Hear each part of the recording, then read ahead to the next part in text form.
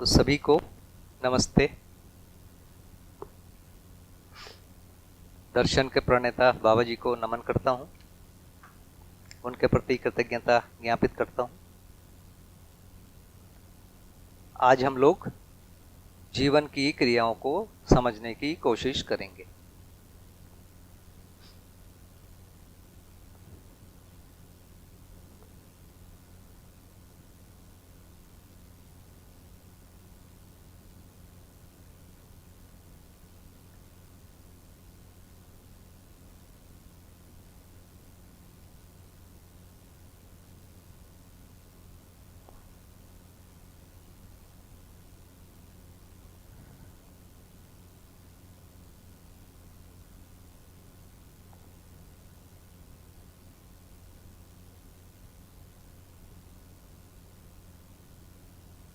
वैसे व्यापक तो देखिए बीच बीच में दिख ही रहा है, सब जगह है,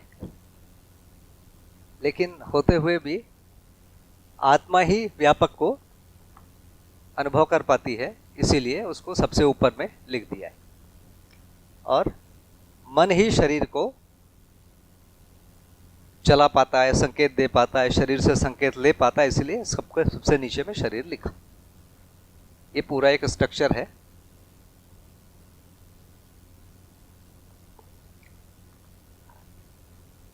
अब जो जीवन में ये पांचों जो हैं अक्षय बल हैं, मन है, वृत्ति है, चित्त है, बुद्धि है, आत्मा है। ये पांचों अक्षय बल के नाम हैं। और आशा, विचार, इच्छा, रितंभरा और प्रमाण, ये पांच अक्षय शक्तियों के नाम हैं। कहीं कहीं पर जो पहले जो पुस्तक थी उसमें आशा, विचार, इच्छा, संकल्प और अनुभव, जो बहुत पुराने वर्जन है, जो 78 वाला है, वो इस फॉर्म में है। तो कहीं कहीं पर रितंभरा के जगह संकल्प शब्द मिलेगा। मीनिंग तो दोनों का एक ही है, लेकिन कहीं कहीं ये मिलेगा। और दूसरा जो है प्रमाण के जगह कहीं कहीं अनुभव आ गया है ना, उसका एक हम देख सकते हैं, उसमें कभी कभी ऐसा होगा। और यही चीज को हम पहचानते हैं तो क्रिया के माध्यम से पहचानते हैं। तो मन को पहचानेंगे तो आस्वादन क्रिया का ही नाम मन है, विश्लेषण क्रिया का नाम विचार है, चयन क्रिया का नाम आशा है, चित्रण क्रिया का नाम इच्छा है। जैसे मैं कहता हूं कि मुझे घर जाने की इच्छा हो रही है, इसका मतलब क्या है? कब हम ये भाषा बोलते हैं? जब मेरे कल्पना में मुझे बार बार घर का चित्र दिखता है, घर के साथ घर के जुड़े हुए लोग दिखते हैं, माँ है, पिताजी है, भाई है, बहन है, हो सकता है घर में आने जाने वाले लोग हैं, मेरे मित्र हैं घर के आसपास रहने वाले जिनके साथ मैं खेलता हूँ, हो सकता है मेरे घर की गाय है, हो सकता है मेरी गाड़ी है, हो सकता है घर का कुत्ता है, कुछ भी उससे रिलेटेड जब चीज़ें बार बार चित्र बन के आती है, तब मैं कहता हूँ कि वहाँ जाने की इच्छा हो रही। ये शब्द को पहले ध्यान से हम समझ लें, कब बोलते हैं। और हम देखते हैं कि एक इच्छा आती है, उसको हम रोक देते हैं, ठीक है एक इच्छा आई, वहाँ जाना है, मान लो दिल्ली जाने का मन है, अरे अभी तो बहुत काम है, छोड़ो। कुछ समय के बाद फिर बनता है, कुछ समय के बाद फिर बनता है, एक समय में वो बार बार बनने लगती है। हर दूसरी, चौथी, पांचवी इच्छा वही बनती है बार बार। तो फिर हम बोलते हैं कि बहुत इच्छा हो रही है, एक बार तो घूम के आ ही जाता हूं। तो चित्रण जो है लगातार बदल रहे हैं। यदि अपन चित्त को देखेंगे तो एक चित्र है, एक सेकंड के पहले ही दूसरा चित्र आ गया, चित्र तीसरे सेकंड में तीसरा आ गया, चौथे सेकंड में चौथा आ गया, ऐसे बहुत स्पीड से चित्र बदलते रहते हैं। तो चित्रणों का एक लगातार समूह है, बल्कि चित्रण के साथ कोई ना कोई विश्लेषण, कोई ना कोई चयन, कोई ना कोई आशा, उसके साथ कोई ना कोई एक आस्वादन का भी सेंस रहता है। ये पूरा जब एक साथ दिखता है तो उसको हम कहते हैं कल्पनाशीलता। वो एक साथ दिखता है और उसका एक आस्वादन हमको होते रहता है। एक एक प्रकार की कल्पना का एक चित्रण हुआ, उसके साथ विश्लेषण हुआ, एक सेट एक साथ आता है, एक प्रकार का आस्वादन होता है। कभी कभी कोई खराब वाली भी चित्रण आ जाती है कि किसी ने मुझे गाली दिया, किसी ने मुझे मारा, किसी ने मुझे अपमानित किया, तो वो भी चित्र आता है, उसके साथ एक आस्वादन, माने नेगेटिव जो आस्वादन है वो भी हमको मिलता है। और ये हम अपने जिंदगी को देखेंगे तो एक लगातार कंटिन्यूअस ये फ्लो चलता रहता है कल्पना का, उसके साथ कोई ना कोई आस्वादन का फ्लो चलते रहता है, दोनों जुड़े हुए हैं। कल्पना का एक सेट है, उसके साथ कोई ना कोई आस्वादन तुलन का कोई एक सेट रहेगा ही रहेगा। ऐसा होता नहीं है कोई एक कल्पना है और उसके साथ आस्वादन या तुलन नहीं, ऐसा होता ही नहीं। कुछ ना कुछ हमेशा बना रहता है, ये कंटिन्यूअस चलता रहता है। एक समय ऐसा होता है कि नेगेटिव वाले ज्यादा बन जाते हैं, तो बोलते हैं कि ये आदमी बहुत दुखी रहता है, या वही बोलते हैं कि मैं आजकल बहुत दुखी हूं, पुराने सारी चीजें याद आ रही है। कभी कभी उल्टा होता है, मैं बहुत खुश हूं, वो सारी घटनाएं याद आती है, कल्पना में आती है, माने उसके साथ मधुर जो स्मृतियां हैं या जो मधुर जो आस्वादन है वो लगातार बने रहते हैं। तो ये हमारा एक स्टेटस होता है। तो ये जो उसमें से एक एक टुकड़े को एक एक इच्छा बोलेंगे, एक चित्र को एक इच्छा, दूसरे चित्र को दूसरी इच्छा, तीसरे चित्र को तीसरी। कई बार होता है कि एक साथ 15-20 इच्छाएं एक साथ होती है। जैसे यहाँ का मैं चित्र देखा, थोड़े देर के बाद यहाँ के किचन का देखा, इसके बाद फिर यहाँ के गार्डन का देखा, फिर यहाँ घूमने वाला देखा, वो देखा, फिर मेरे कमरे में बैठा हूँ उसका आया, फिर बाजू वाले कमरे में बैठा हूँ वो आया, फिर यहाँ का दिख गया, फिर ये कंटिन्यूअस चलता रहता है। तो भी मैं कहता हूँ कि हापुड़ का मुझे याद आ रहा है। एक अपने आप होता रहता है, दूसरा हम याद करके भी बोल सकते हैं। जैसे मुझे आपने बोला कि बाबा जी के बारे में बताओ, तो मेरे पास जो जखीरा है स्मृतियों का, उसमें एक एक करके उसको याद करने की कोशिश करता हूँ। तो याद करते हैं तो भी एक चित्रण बनता है, उसके साथ विश्लेषण होता है, उसके साथ तुलन होता है और उसके साथ एक आस्वादन भी होता है। ये चीजें साथ साथ आती है और इसको हम जानबूझ के कर सकते हैं। अब ये होता क्या है, हम कहीं कहीं जाते हैं और हमारे पास ये सब स्मृतियां बन के एक जगह जमा रहती है। वो जमा में से नई नई स्मृतियां निकलते रहती है और ये सब मिलके भी नए नए चित्र बनते रहते हैं, कभी सही कभी गलत। जैसे मुझे अचानक याद आता है कि भैया मिल गए, तो भैया के साथ आगे का कोई प्रोग्राम बन सकता है, ऐसा एक चित्रण बन जाता है मेरा इन भैया के साथ, कभी इनके साथ बन जाता है, जबकि कोई प्लानिंग नहीं है मेरी, अभी हम दोनों की कोई बात नहीं हुई है, लेकिन चित्त में जो चित्रण चलता है, जिसको अपन चित्र रचना कहते हैं। तो चित्रण के दो भेद हैं, दो भाग हैं, दो प्रकार हैं, एक है चित्र ग्रहण, एक है चित्र रचना। तो चित्र ग्रहण का मतलब जो जो चीजें देख रहा हूं मैं उसको मैं रिकॉर्ड कर रहा हूं। तो ये जो रिकॉर्ड है पांचों ज्ञानेंद्रियों वाले हैं। आंखों से जो देखा हूं वो भी रिकॉर्ड है, कान से जो सुना हूं वो भी रिकॉर्ड है, वहां जो स्वादिष्ट भोजन लिया वो भी रिकॉर्ड है, बढ़िया कोई फूल की सुगंध देख लिया वो भी रिकॉर्ड है, कोई स्पर्श किसी ने मुझे छुआ या मुझे जो एसी का जो सुख मिला, वो सारी चीजें रिकॉर्ड होते रहती है। पानी में भीग गया, गर्मी लग गई, पसीना आ गया, ये सारी चीजें रिकॉर्ड होते रहती, वो एक जगह जमा रहता है। ये इसका नाम है चित्र ग्रहण। इन ग्रहण में से ये चीजें अपने आप मिलते रहती है और अलग अलग प्रकार के चित्र रचनाएं होती रहती है। वास्तव में वो घटना घटी नहीं है, लेकिन चित्त के स्तर पर वो कॉम्बिनेशन बनने लगते हैं। तो चित्त में अचानक मुझे लगता है कि इन भैया के साथ ये प्रोग्राम कर रहा हूं मैं, उनके यहाँ गया हूं, घूमने चला गया हूं, उनके यहाँ मैंने भोजन किया, ये सब कल्पनाओं में आता है। माने कई प्रकार के चित्रण बनते हैं, उनमें से किसी चित्रण को लेकर मैं बोलता हूं कि ये तो बढ़िया लग रहा है, एक बार बात करके देखा जाए इनसे। तो उनमें से किसी एक जो चित्रण को या इच्छा को, चित्रण माने इच्छा, उसको लेकर मैं व्यवहारिक रूप में उसको कई बार प्रयोग करने की कोशिश करता हूं। ये एक निरंतर चलने वाला क्रम हमारी जिंदगी में होते रहता है। कभी अचानक कोई मित्र आता है, बोले वहां गए थे, देखो वहां देखो वो जो मित्र है मेरे वो बहुत अच्छे हैं, देखो तुम्हारा उनसे कोई प्रोग्राम बन सकता है, तुम दोनों का एक सेम इंटरेस्ट है। तो उन्होंने बोला तो फिर मैं सोचना शुरू करता हूँ, ठीक है भाई उनका भी इंटरेस्ट है, तो मैं चित्र रचना जानबूझ के करता हूँ। एक ऑटोमेटिक चल रही है, एक अपने आप कर रही है।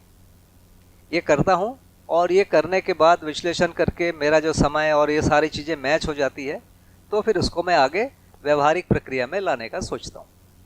तो ये चित्रण, चित्रण विश्लेषण, विश्लेषण से तुलन, तुलन से चयन तक एक प्रक्रिया है जो हम करते हैं। तो अब देखिए, यदि एक बढ़िया चित्रण बन गया, एक चित्रण बना, चित्रण बनने के बाद मैंने एक इच्छा बनी कि मुझे हापुड़ आना है, इच्छा बन गई। अब उसके बाद मैंने विश्लेषण किया। विश्लेषण के 3 प्रकार हैं, काल विधि, क्रिया विधि और निर्णय विधि। कालवादी, क्रियावादी और निर्णयवादी। ये चित्रण का मतलब है, ये 2 प्रकार हैं।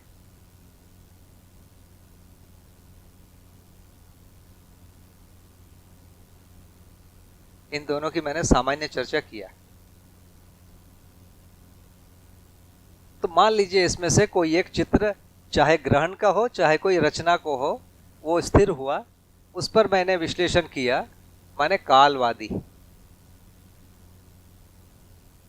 कब जाऊंगा हापुड़, क्रियावादी कैसे जाऊंगा, और निर्णयवादी।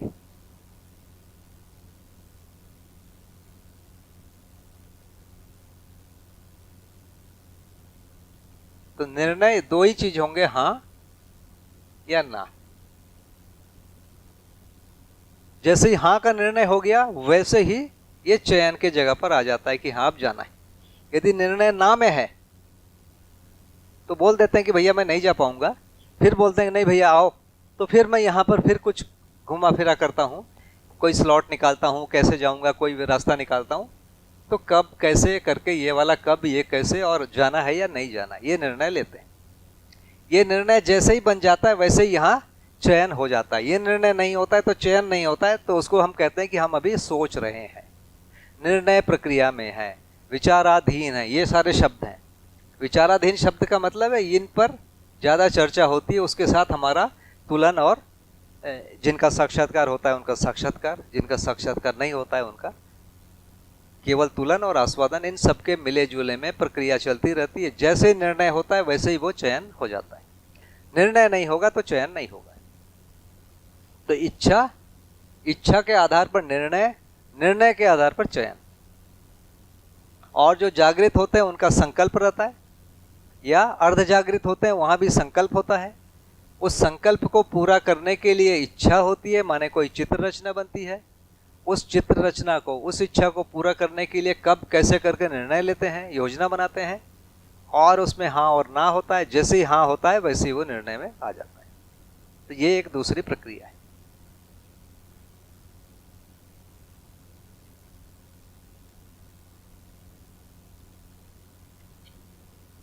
तो जिसको अभी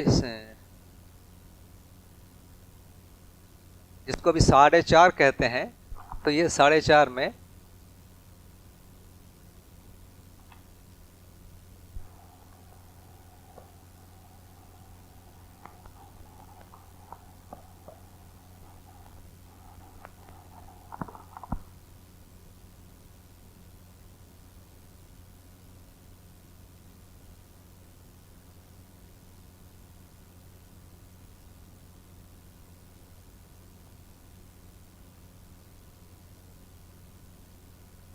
ये 4.5 है। ये 4.5 क्रिया होता है। एक उदाहरण से यदि हम निर्णय और चयन में अंतर देख पाए तो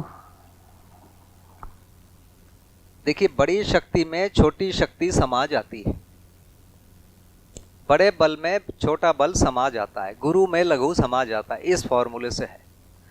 अब इसमें जैसे मेरी इच्छा हुई कि मैं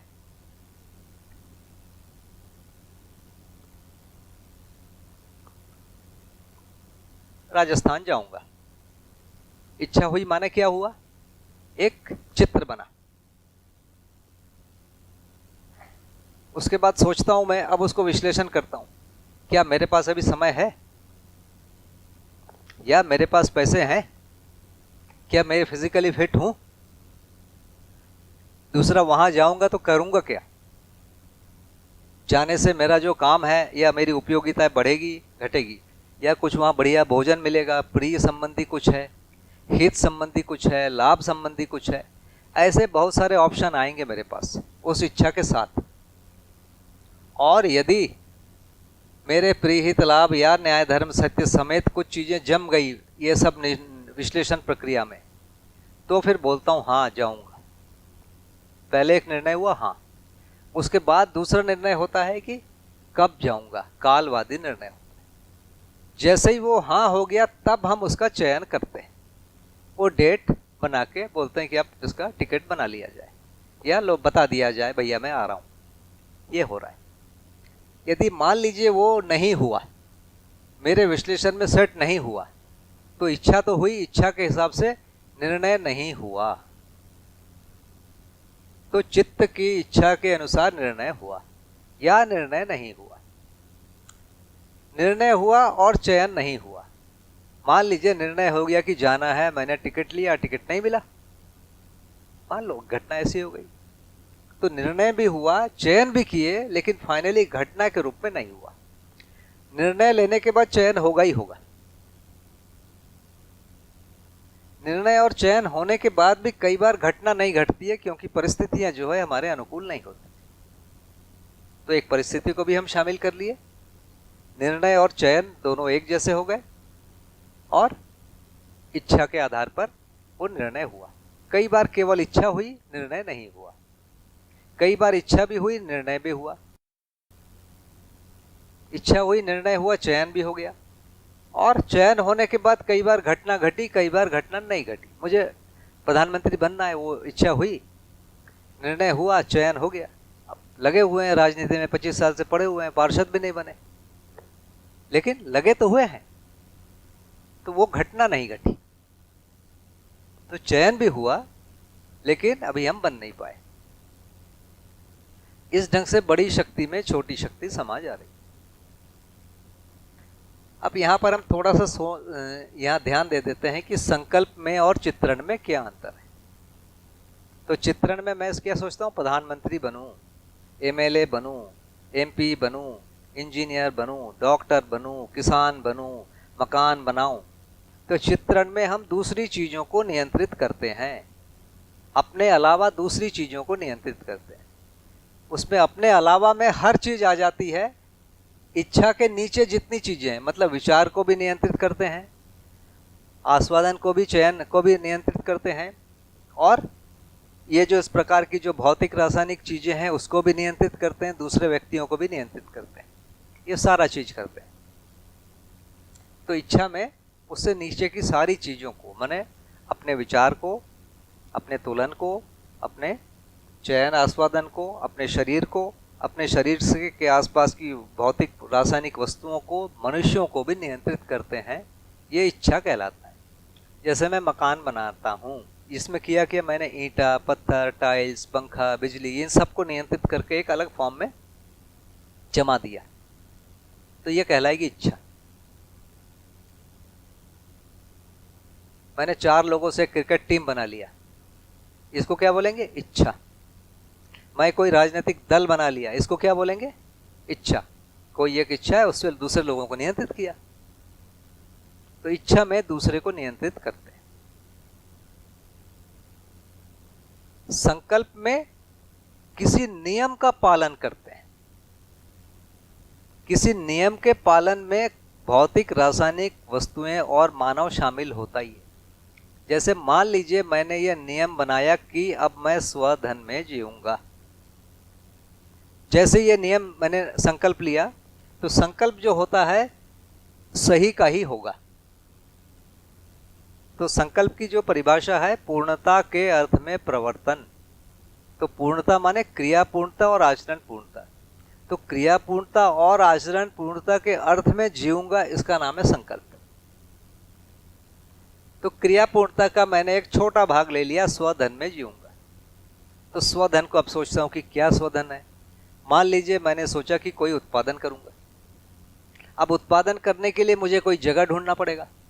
किस जगह उत्पादन करूं, कौन सा उत्पादन करूं। तो मैंने मान लिया कि दिल्ली में कोई एक इलाका ले लिया, वहां पर मैं क्या उत्पादन करूंगा, कोई एक इंडस्ट्री डालूंगा। तो इंडस्ट्रियल एरिया में डालना पड़ेगा, वो जगह चुन लिया। वहां पर क्या उत्पादन करना है, तो मैंने मान लीजिए कि एक हम मोबाइल की फैक्ट्री डालेंगे। तो मोबाइल की फैक्ट्री डालने का निर्णय हुआ। अब इसके लिए फिर विश्लेषण होगा कि रॉ मटेरियल कहाँ से आएगा, पैसा कहाँ से आएगा, कौन आदमी है जो ये काम करेगा। तो भले चलो एक डायरेक्टर बना के रखो प्रोडक्शन का, उसको बेचेगा कौन, चलो भैया एक फाइनेंस के या मार्केटिंग के डायरेक्टर बना के रखो। ऐसा करके सोच सोच के हम सारी चीज़ों को करने लगते हैं। तो वो स्टार्ट कहाँ से हुआ है? स्टार्ट हुआ है वो संकल्प से। संकल्प से स्टार्ट होने में अंतर क्या आया? उसके जगह जो है वो तय है कि भाई जो मानवतापूर्ण आचरण को करने का एक छोटा पार्ट है, उसके लिए वापस इच्छा ही होगी, वैसे ही विश्लेषण होगा और चयन होगा और निर्णय होगा। केवल उसका रूट ऊपर से होगा। और ये कभी भी पर धन नहीं होगा, कभी भी पर नारी या पर पुरुष नहीं होगा, कभी भी ये पर पीड़ा नहीं होगा। तो संकल्प में सारी चीजें स्वधन, स्वनारी, स्वपुरुष, दयापूर्ण कार्य में होगी। स्वधन हजारों प्रकार के हो सकते हैं और एक एक प्रकार को करने की सैकड़ों विधियां हो सकती है। जैसे खेती करना है तो कहाँ करूं? इतना बड़ा विश्व है, कहीं भी कर सकता हूं मैं, तो कहीं भी कर सकते हैं। कौन सी खेती करूं? तो सैकड़ों प्रकार के अभी फसलें हो रही है, कोई भी कर सकता हूं मैं। तो इसमें सैकड़ों हजारों विधियां होंगी, उनके कॉम्बिनेशन होंगे, तो विश्लेषण में वो चीजें तय होगी। अब यहाँ यदि बैठा हूं और मैं सोचता हूं कि केसर की खेती करूं तो नहीं होगा, या मुझे दूसरी टेक्नोलॉजी लगानी पड़ेगी, फिर वैसा लैब बनाना पड़ेगा। ऐसी कुछ चीजें यहाँ नहीं होगी, है ना। जैसे आप यहाँ पर सोचेंगे कॉफी उगाना है या चाय उगाना है तो नहीं उगेगा, तो आप क्या करोगे? आप उसके लिए वैसा वातावरण बनाना पड़ेगा। यदि भौतिक वातावरण बन सकता है तब तो अच्छा, नहीं तो आपको लैब बनाना पड़ेगा। आजकल लैब भी बना लिया लोगों ने, है ना, सब उगा सकते हैं आप। तो निर्णय चूंकि यहां हो रहा है, लेकिन उसका जो संकल्प है वो कहां पर बना? संकल्प जो है बुद्धि के स्थान में बना, और वो बना किस आधार पे बना? अब जब मैं किसी श्रेष्ठ आदमी से चर्चा करता हूं, जैसे मैंने बाबा जी से चर्चा किया, तो मुझे ऐसा लगा कि मैं जो काम करता हूं, अपनी खुद ही उदाहरण देता हूं, मैं जो अपना काम करता हूं वो प्राकृतिक संतुलन में नहीं है। मैं कोयला निकालने का काम करता था उस समय, जब मैं बाबा जी के साथ शुरू में जुड़ा था, तो कोयला वाले काम से जुड़ा था। तो मुझे ऐसे लगने लगा कि कोयला जो है वो तो हम धरती के संतुलन को बिगाड़ रहे हैं। किस लिए? अंततः मेरी रोटी है, मेरा छत है। तो एक समय में ये निर्णय लिया कि नहीं, ये बढ़िया काम नहीं है, इससे बढ़िया करके देखते हैं। तो उसी समय पता चला कि भैया इतने पैसे तो कहीं नहीं मिलेंगे मुझे, मैं कुछ और जानता ही नहीं, तो कम मिलेंगे, ठीक है, कम में रहने की सोचते हैं। तो कम में रहने के लिए मन बनाया, तो मेरे साथ के जो और लोग हैं वो बोले कि ऐसे कैसे चलेगा। तो थोड़ा बहुत झंझट इस प्रकार का हुआ। फाइनली एक मैंने निर्णय ले लिया कि नहीं, जो होगा होगा। वो साक्षात्कार पूर्वक था या जिद थी मुझे नहीं मालूम।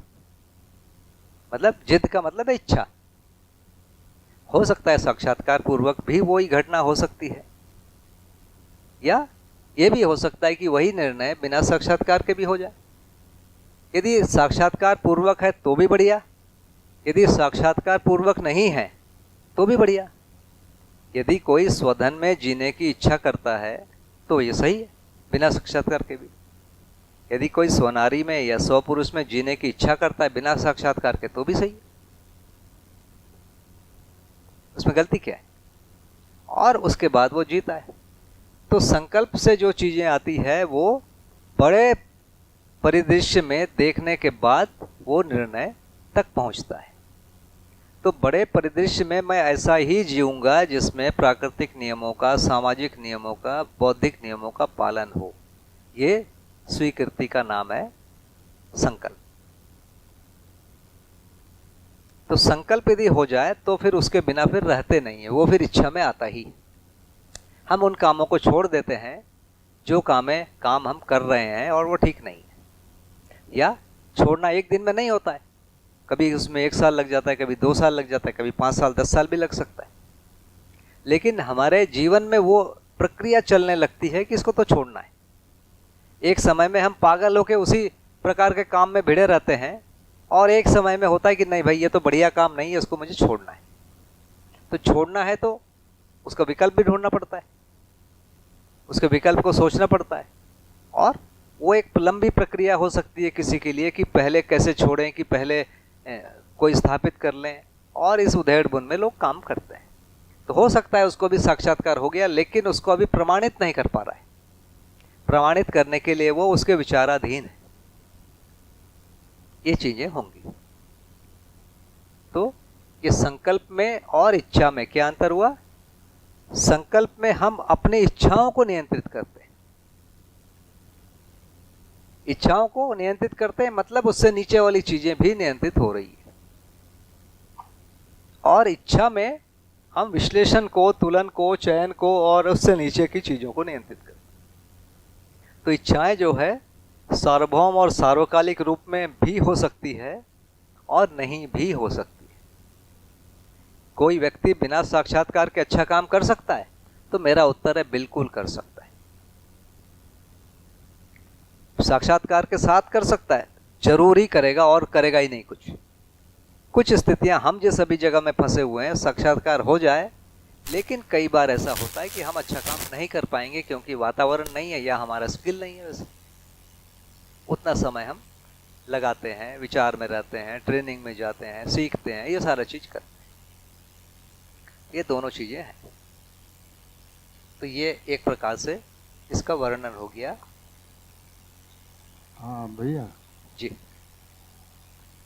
ये जब संकल्प हो की बात कर रहे हैं तो निरंतर चीजों का संकल्प कर रहे हैं उस समय। हाँ। तो निरंतर माने मानव के जीने का नियम क्या है? तो सामाजिक नियम, प्राकृतिक नियम, बौद्धिक नियम, इसको निरंतर जी सकते हैं। तो सामाजिक नियम में स्वधन, स्वनारी, स्वपुरुष, दयापूर्ण कार्य। प्राकृतिक नियम में प्राकृतिक जो 3 नियम है, उत्पादन के अनुसार में व्यय करना, है ना, उत्पादन और जो व्यय है उसमें संतुलन बनाना, उत्पादन में विघ्न नहीं डालना। इस प्रकार के नियम के आधार पर हम करते हैं। जब मैंने कोयले का काम करने लगा तो मुझे पता चला कि ये तो प्राकृतिक नियम में भी ये है। अब कोयला धरती में बनता नहीं है, उत्पादन के अनुसार हम उसको नहीं बना सकते,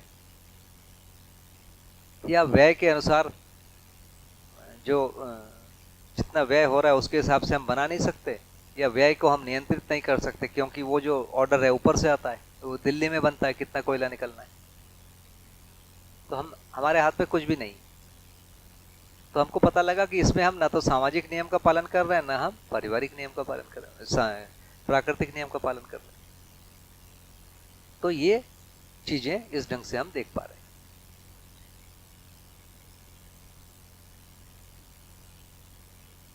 अब हम थोड़ा सा उस तरफ चले जाते हैं, तुलन और आस्वादन में। जब 4.5 क्रिया की बात होती है तो मानव का लक्ष्य क्या होगा? तो मानव का लक्ष्य कोई ना कोई तुलन हो जाता है।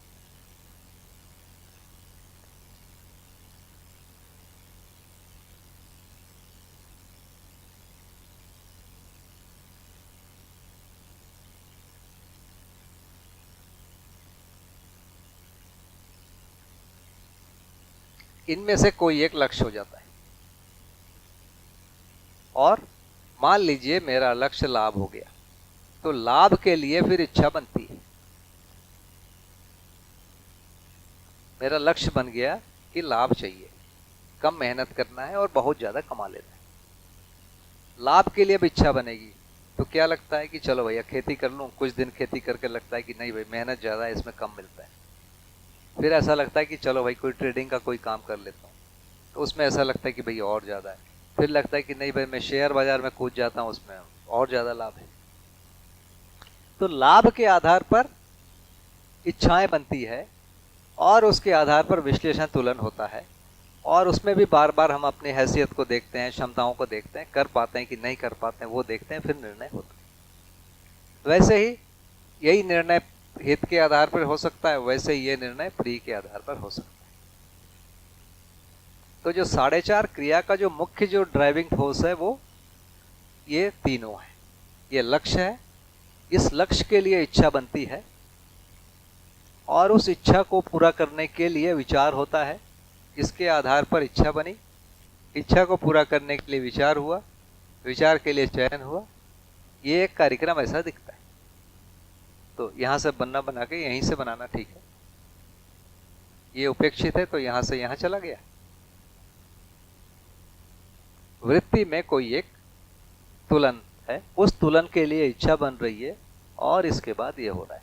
तो इसको यदि मैं इस प्रकार के इसमें देखूं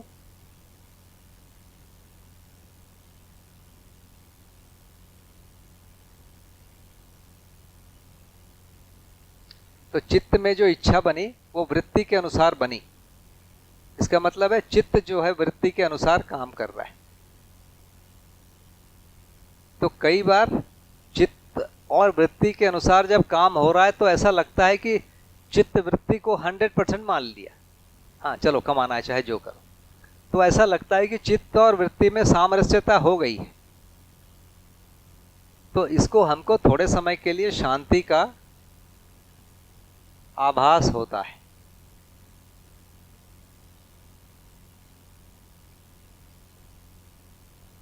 ये बहुत थोड़े समय का होता है।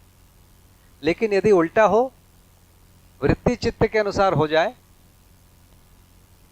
तो इसमें ज्यादा और संभावना होती है। तो कल मैंने थोड़ा सा निवेदन किया था कि भास जो है 2 प्रकार का, आभास जो है वो 2 प्रकार के होते हैं।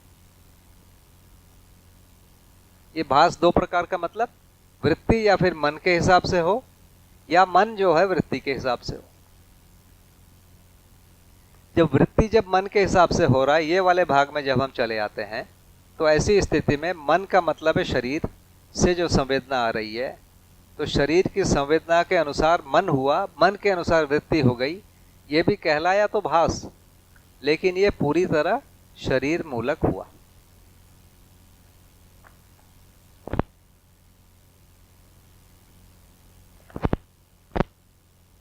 ये शरीर मूलक हुआ और इसी के समर्थन में चित्त आ गया, उसका नाम हुआ आभास। आभास भी शरीर मूलक ही हुआ। ऐसी परिस्थिति में चित्त वृत्ति के अनुरूप हो गया। इसमें देखिए ना, दोनों में एक जैसा हो गया है। चित्त वृत्ति के अनुसार हो गया, वृत्ति मन के अनुसार हो गया। तो इसमें भास और आभास हो रहा है, सुख और शांति हो रही है, पर इसकी निरंतरता नहीं है। क्यों? वृत्ति अधिक शक्तिशाली है, अधिक बलशाली है। ये मन के अनुसार कभी भी हमेशा नहीं होगा। कभी ना कभी वो अपने आप को बड़ा होने का बताएगा। उस समय उसको यहाँ पर अतृप्ति दिखेगी तो कभी कभी यहाँ पर उसको बोलेगा मजा नहीं हो रहा है। इसी को हम कहते हैं कि दुख होगा। करने के बाद तृप्ति नहीं मिल रही है। इतना पद पर पहुंच गया, तृप्ति नहीं हुई। इतना पैसा कमा लिया, तृप्ति नहीं हुई। इतना सम्मान पा गया, तृप्ति नहीं हुई। तो यहाँ पर दुख और अशांति के पैच आते रहेंगे। इसकी निरंतरता नहीं होती। तो भास और आभास के दोनों प्रकार हो सकते हैं। जब शरीर मूलक होता है तो ये चीजें होती हैं। कुछ दिन चलने के बाद वो व्यक्ति का एक बार मन उखड़ जाता है। ये होता ही। तो 4.5 क्रिया का जो संकट है ये हम देख लिए। तो मेरी ओर से तो 4.5 का जितना बोलना था मैंने बोल दिया। इस पर यदि कुछ आप लोग पूछेंगे तो मैं सोचता हूं। और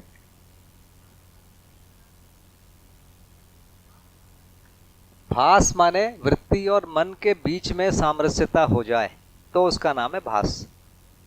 किस चीज का भास? सुख का भास। इसी का दूसरी भाषा में नाम है, इसी जगह पर जो भास है इसी का नाम है सुख या दुख। ये पॉजिटिव और नेगेटिव। तो वृत्ति मन के अनुसार हो या मन वृत्ति के अनुसार हो, इस स्थिति को कहेंगे भास। दोनों हो सकता है। जब वृत्ति मन के अनुसार हो रही है माने शरीर मूलक हुआ, और मन जब वृत्ति के अनुसार हो रहा है तो इसका मतलब है सूचना ऊपर से आ रही है। सूचना ऊपर से आ रही है माने चित्त की ओर से आ रहा है। तो केवल चित्त की ओर से आ रहा है तो ये हो सकता है कोई मान्यता से आ रहा है। जैसे हमारे घर में माता पिता बोलते हैं कि रोज सुबह उठ के नहाओ, पूजा पाठ कर लो। मैं करता हूं। ये क्या हो रहा है? अभी अनुभव नहीं है, लेकिन आ रहा है चित्त से, कोई मान्यता के अनुसार आ रहा है। दूसरा ये भी हो सकता है कि अनुभव मूलक है। हमारे गुरुजी ने कुछ बोला है, भैया स्वधन में जियो, तो मुझे ज़्यादा समझ में नहीं आया, मैं केवल यही हूँ कि ठीक है भैया, ये सब काम कर रहा था उसको छोड़ दिया, ये ठीक है, उस काम को करने लग गए, खत्म। अभी कोई साक्षात्कार वगैरह कुछ नहीं हुआ। लेकिन ये जो मान्यता है, एक संभावना है कि हम अनुभव मूलक रास्ते पे चल रहे हैं, दूसरी संभावना है कि हम कोई न कोई परंपरागत मान्यता में चल रहे हैं। दोनों संभावना है। तो उस स्थिति को कहेंगे हम आभास। वृत्ति और चित्त के बीच में जो भी सामरस्यता होती है उसको आभास कहते हैं। इसके भी दो प्रकार हैं, वृत्ति चित्त के अनुसार हो या चित्त वृत्ति के अनुसार हो। तो चित्त जब वृत्ति के अनुसार हो रहा है तब तो निश्चित रूप से शरीर मूलक है, और यदि वृत्ति चित्त के अनुसार हो तो उसमें दोनों संभावनाएं हैं। अनुभव मूलक भी हो सकता है या कोई मान्यता के आधार पर चल रहे हैं, ये भी हो सकता है। दोनों संभावनाएं। भैया जी भैया, सारी इच्छा है तो चित्त में ही जाग रही है, जितनी भी इच्छा है। जैसा आपने राजस्थान का एग्जाम्पल दिया है, या गलत हो या सही हो, जैसा किसी को दारू पीना है जी तो वो चित्त से ही आ रहा है ना जी। तो फिर हम बार बार ये क्यों बोलते हैं कि मन शरीर के हिसाब से चल रहा है? मन को क्यों हम दोषी ठहरा रहे हैं? वो तो ऊपर से ही आ रहा है, जबकि वो जैसे ऊपर है, वृत्ति से भी ऊपर है चित्त। जैसे मैं मिठाई खाने के लिए राजस्थान चला गया, कहीं मैंने सुन लिया कि राजस्थान में बढ़िया मिठाइयाँ, मैं चला गया। या मैं हिमालय जा रहा हूं बढ़िया प्राकृतिक दृश्य देखने के लिए, ये कहां से है? ये प्रिय से संचालित हुआ ना, शरीर से संचालित हुआ ना। प्राकृतिक दृश्य देखने के लिए जा रहा हूं, माने पांचों ज्ञानेंद्रियों में से किसी एक की तृप्ति के लिए जा रहा हूं। मिठाई खाने के लिए राजस्थान चला गया, माने वहां हो गया। या और भी कई प्रकार के चित्र होते हैं। मैं कोई संगीत का कार्यक्रम सुनने के लिए बंबई चला गया। तो ये क्या हो रहा है?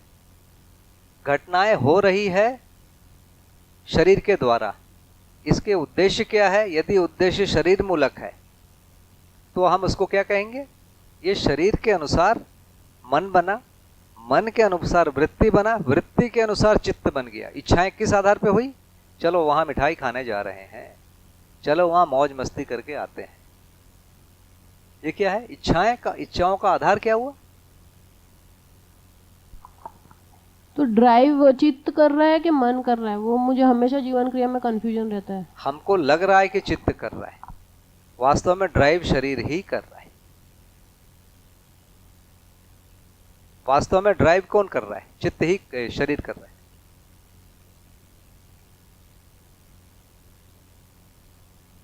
हेलो, मेरे को लगता है कल आपने काफ़ी क्लियरली ये कहा था कि 4.5 क्रिया में जो स्थिति है वो वृत्ति है, तुलन है। फिर दूसरी स्थिति है कि अर्ध जागृत वाले में बुद्धि स्थिति है। फिर फाइनल तीसरी स्थिति है कि आत्मा स्थिति है। तो 3 ही स्थितियाँ हो सकती हैं। स्थिति 3 है, तो 3 स्थिति क्रिया की जगह में पहचाना, बाकी फिर गति के रूप में तो क्रियाएं हैं ही हैं। तो आ कहाँ से रहा है? तो शरीर से आ रहा है कि ऊपर से आ रहा है? वो जो मान्यता से आ रहा है वो भी शरीर मूलक भी हो सकता है। शरीर मूलक भी हो सकता है, अनुभव मूलक भी हो सकता है। आस्था मूलक और फिर शरीर मूलक, दूसरे ने भी कहा। तो मान लीजिए बाबा जी ने कोई चीज बोली, वो बाबा जी के लिए अनुभव मूलक है, लेकिन मैं समझा नहीं हूं, लेकिन मैं आंख मूंद के मानता हूं। तो वस्तु तो अनुभव मूलक है, लेकिन मेरे लिए केवल आस्था है।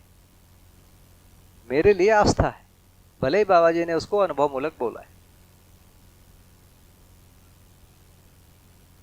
ये शरीर मूलक नहीं हुआ ना, ये कोई या फिर परंपरा की कोई मान्यता है उसको लेके चल रहे हैं, या कोई अनुभव मूलक ही कोई मान्यता है परंपरा की। अब बाबा जी जो बोल रहे हैं मेरे लिए तो परंपरा ही है ना, किसी परंपरा से आया। किसी अविधि अनुभव मूलक को मान रहे हैं ठीक से, तो वो हमारे लिए आस्था है। जब तक हम मान रहे हैं, जाने नहीं है, तो आस्था है। यदि साक्षात्कार हो गया जिसको मैं बोल रहा हूँ संकल्प पूर्वक हो रहा था, जो दूसरी स्थिति अर्ध जागृत बताई गई है, उस स्थिति में आस्था से थोड़ा अधिक है, उसको अध्ययन बोला जा रहा है। तो स्थिति एक तो बनेगा विशुद्ध शरीर मूलक,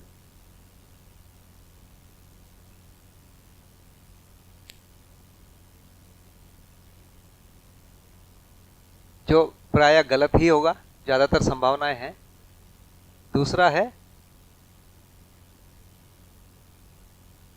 आस्था, और तीसरा है अध्ययन। अध्ययन में यह स्टार्ट होगा संकल्प से,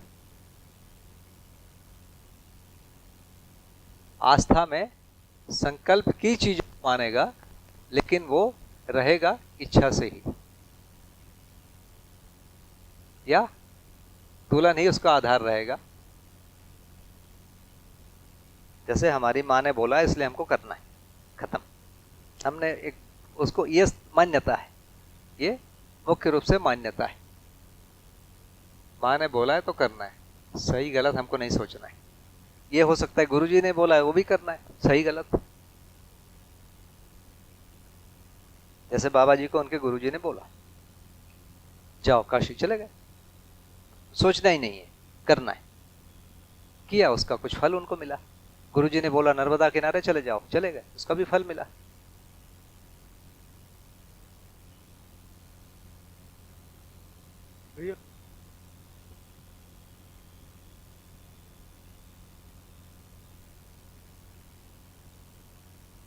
भैया मैंने मान लिया कि मैं 4.5 क्रिया के हित में ही, ये जान का कि ये प्रिय हित लाभ से ही मैंने कोई डिसीजन लिया, जो व्यवसायिक के रूप में भी, व्यवहारिक के रूप में, कोई भी रूप में।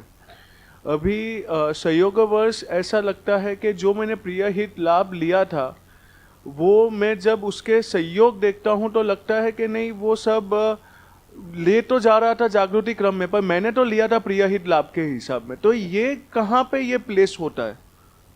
जैसे बाबा जी ने बोला कि उत्पादन करो, हमारे गुरुजी ने बोला, हमने सोचा खेती करेंगे, प्राकृतिक विधि से करेंगे, हम उसमें कूद पड़े, थोड़ा कभी नुकसान कभी कुछ हुआ तो चलते रहे। तो ये निर्णय भले ही मैंने मतलब ना समझी में लिया है, मान्यतावश लिया है, लेकिन निर्णय सही वाले को मैं करने लगा। देखिए ये तो संभावना है ही है ना, मुझे भले ही समझ में नहीं आया, साक्षात्कार नहीं हुआ, अनुभव नहीं हुआ, तो भी मैं करने लगा हूं, तो करना तो ठीक ही माना जाएगा ना। कोई व्यक्ति स्वनारी या स्वपुरुष में जी लिया, भले ही उसका पत्नी से झगड़ा होता है या पति से झगड़ा होता है, कुछ भी होता हो, लेकिन उसने यदि उसको पालन किया तो एक मेरिट तो हुआ ना उनका। भाई उस व्यक्ति से तो वो अच्छा है ना, जो झगड़ा किया और छोड़ दिया, उससे तो वो श्रेष्ठ है ना, स्वनारी स्वपुरुष को पालन किया वो। अभी वहां नहीं पहुंचा, लेकिन एक स्टेप आगे किया, दूसरे स्टेप में इससे और आगे कि चलो भाई झगड़ा नहीं करेंगे। उसके बाद और एक स्टेप है पूरकता करेंगे। पूरकता करने के लिए फिर अब अध्ययन करने की जरूरत पड़ेगी, नहीं तो पूरकता समझ में आना नहीं है। तो एक चीज है उसको ठीक बोलना पड़ेगा ना, वो ठीक मान्यता पूर्वक भी हो सकता है। मान्यता पूर्वक जब होता है तो अपने अंदर अंतर्द्वंद ज्यादा होता है, क्योंकि दूसरे लोग देखो उतना कमा लिया, तुम तो कमा नहीं पा रहे हो, तुम तो बुद्धू हो, सब लोग बोलते हैं। उस समय उसको जूझना पड़ता है उस चीजों से। लेकिन उसको यदि समझ में आ गया कि भाई सही तो यही है, तो भी लोग तो बुद्धू बोलेंगे ही, लोग बुद्धू नहीं बोलेंगे ऐसा नहीं, लेकिन हमको उसका दुख नहीं होगा, क्योंकि हमको पता है कि यह सही है। उस जगह हम पहुंचे।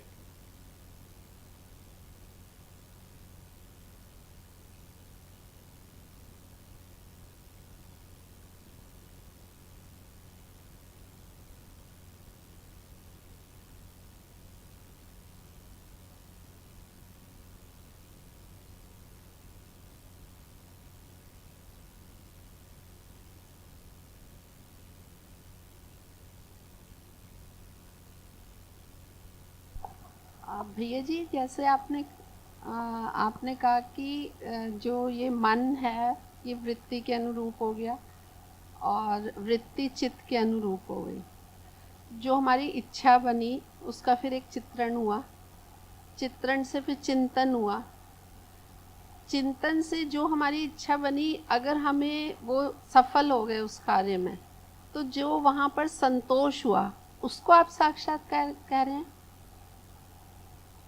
एक बार साक्षात्कार मतलब साक्षात्कार हो गया, अभी क्या हो गया? थोड़ा आगे जाएंगे, अभी ये 4:30 को निपटा लेते हैं दीदी, फिर अच्छा। वहाँ पहुँचेंगे। अभी वहाँ पहुँचे नहीं।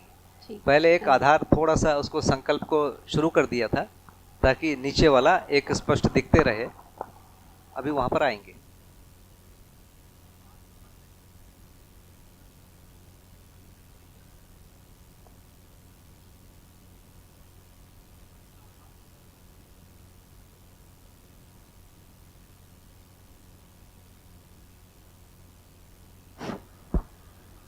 एक तो यह है कि मन से कोई संवेदना आई और उसके आधार पे वृत्ति में तुलन हुआ और फिर चित्त में इच्छा बनी, ये तो शरीर मूलक मामला हो गया। एक आस्थावश कोई चित्रण बना, मतलब गुरुजी ने कहा, माँ ने कहा, तो इसमें भी वृत्ति और चित्त में कोई तालमेल बैठा और उसमें भी कोई एक आभास हो रहा है, और इस मन से जब जा रहा है तब भी कोई आभास हो रहा है, इसमें भी फिर कोई अंतर होगा पीरियड का शायद। देखिए, वृत्ति कोई निर्णय मैंने ले लिया कि जैसे सोनारी 100 पुरुष में जीना है, किस आधार पे लिया? हमारे परिवारों में वही था, सिंपल। मेरे परिवार में वही है। हमारे परिवार में ऐसा नहीं किया पहला लोगों ने। हमारे पिताजी वैसे जिए, हमारे दादाजी वैसे दिए, परदादा वैसे जिए, तो मान लिया हम भी वैसे ही करेंगे। अब देखिए, सोनारी 100 पुरुष में जीना 1 सेकंड की घटना नहीं है, ये एक लंबी घटना है। इसके विपरीत बहुत सारी परिस्थितियां आती है, आई होंगी या आएंगी। उस समय क्या करेंगे? उस समय हर जगह हम उस परनारी परपुरुष वाले सारी जो घटनाएं हैं उसको हम छोड़ देंगे, इसको महत्वपूर्ण मान के। ये हो रहा है आस्था से ही। लेकिन एक आदमी लगातार उस प्रकार के परिस्थिति आ रही है, उस प्रकार के विचार आ रहे हैं, उस प्रकार के विचार को काट रहा है। जैसे मॉडर्निटी बोल रही है, इसमें क्या मतलब है यार? तुम फालतू के आदमी हो, एक ही जन को ढो रहे हो, है ना? और दूसरे ले लो, उससे अच्छे को तुमको मिल सकता है, क्यों नहीं लेते हो? तो हम सोचते हैं कि नहीं भाई, नहीं करना है, हम एक के साथ विश्वास कर रहे हैं, उनके साथ जिएंगे। या मेरे बच्चे क्या बोलेंगे भाई, मेरे माँ बाप क्या बोलेंगे? हमने अलग अलग तर्क बना रखे हैं, लेकिन वो तर्क भले ही अधूरे हो, गलत हो, लेकिन वो अंततः हमारे उस चीज को पुष्ट कर रहे हैं जिसको हम सोनारी 100 पुरुष का हमने निर्णय लिया। तो ये हमेशा अच्छा ही माना जाएगा। और ऐसा नहीं है कि उसमें अंतर्द्वंद नहीं होंगे। कई लोग को अंतर्द्वंद होता है, हो सकता है, क्योंकि समाज उसके विरोध कर रहा है ना? समाज उसके पक्ष। जैसे आप मांसाहार नहीं करोगे, आपको बहुत तकलीफ होगी। खासकर आप ऐसी जगह में चले जाओ, जैसे अभी हम गणेश भैया आसाम गए तो 10 दिन रहे, तो 10 दिन में उन्होंने 8 बार भोजन किया। हर दुकान में वही है, दुकान ही नहीं है, क्या करते हो? तो कुछ यहां से लेके गए थे, उसको किया, खाया। तो आपको हर जगह ऐसा लगेगा कि यार ये लोग सही है, मैं गलत हूं, है ना? जहां पर वैसी सब परनारी पर पुरुष में लगे, कोई करेगा तो ऐसा लगेगा पिछड़ा हुआ है। लोग भी उसको बोलेंगे ही, कोई ना कोई मुंहफट होता है, बोल ही देता है, तुम तो बहुत पिछड़े हुए हो। वही बोलते ना, एक ही गाड़ी रखे हुए हो, बदल लो, पैसा है। तो इस प्रकार के दबाव आते हैं, पर फाइनली देखा जाएगा कि उसने किया क्या। यदि उसने सोनारी 100 पुरुष को जी लिया, माने उससे तो अच्छा ही हुआ ना। भले उसके पास बढ़िया उत्तर नहीं है, बड़े ही समाधान बहुत अच्छा नहीं है, वो उत्तर देता है कि नहीं भाई, मेरे माता पिता क्या बोलेंगे, मैं नहीं छोड़ सकता, या मेरे बच्चे क्या बोलेंगे, मैं नहीं छोड़ सकता, मेरे और लोग क्या बोलेंगे, नहीं बोल सकता। तो वो किसी भी कारण से उस क्रिया को किया। एक बात, इससे अच्छा है कि वो जानकर कर रहा है, संकल्प पूर्वक कर रहा है, निश्चित रूप से वो उससे अच्छा है। लेकिन किया है वो भी तो कुछ तो अच्छा है। परनारी परपुरुष से तो उसने ठीक काम किया। तो ये एक ग्रेड है ऊपर वाला। जी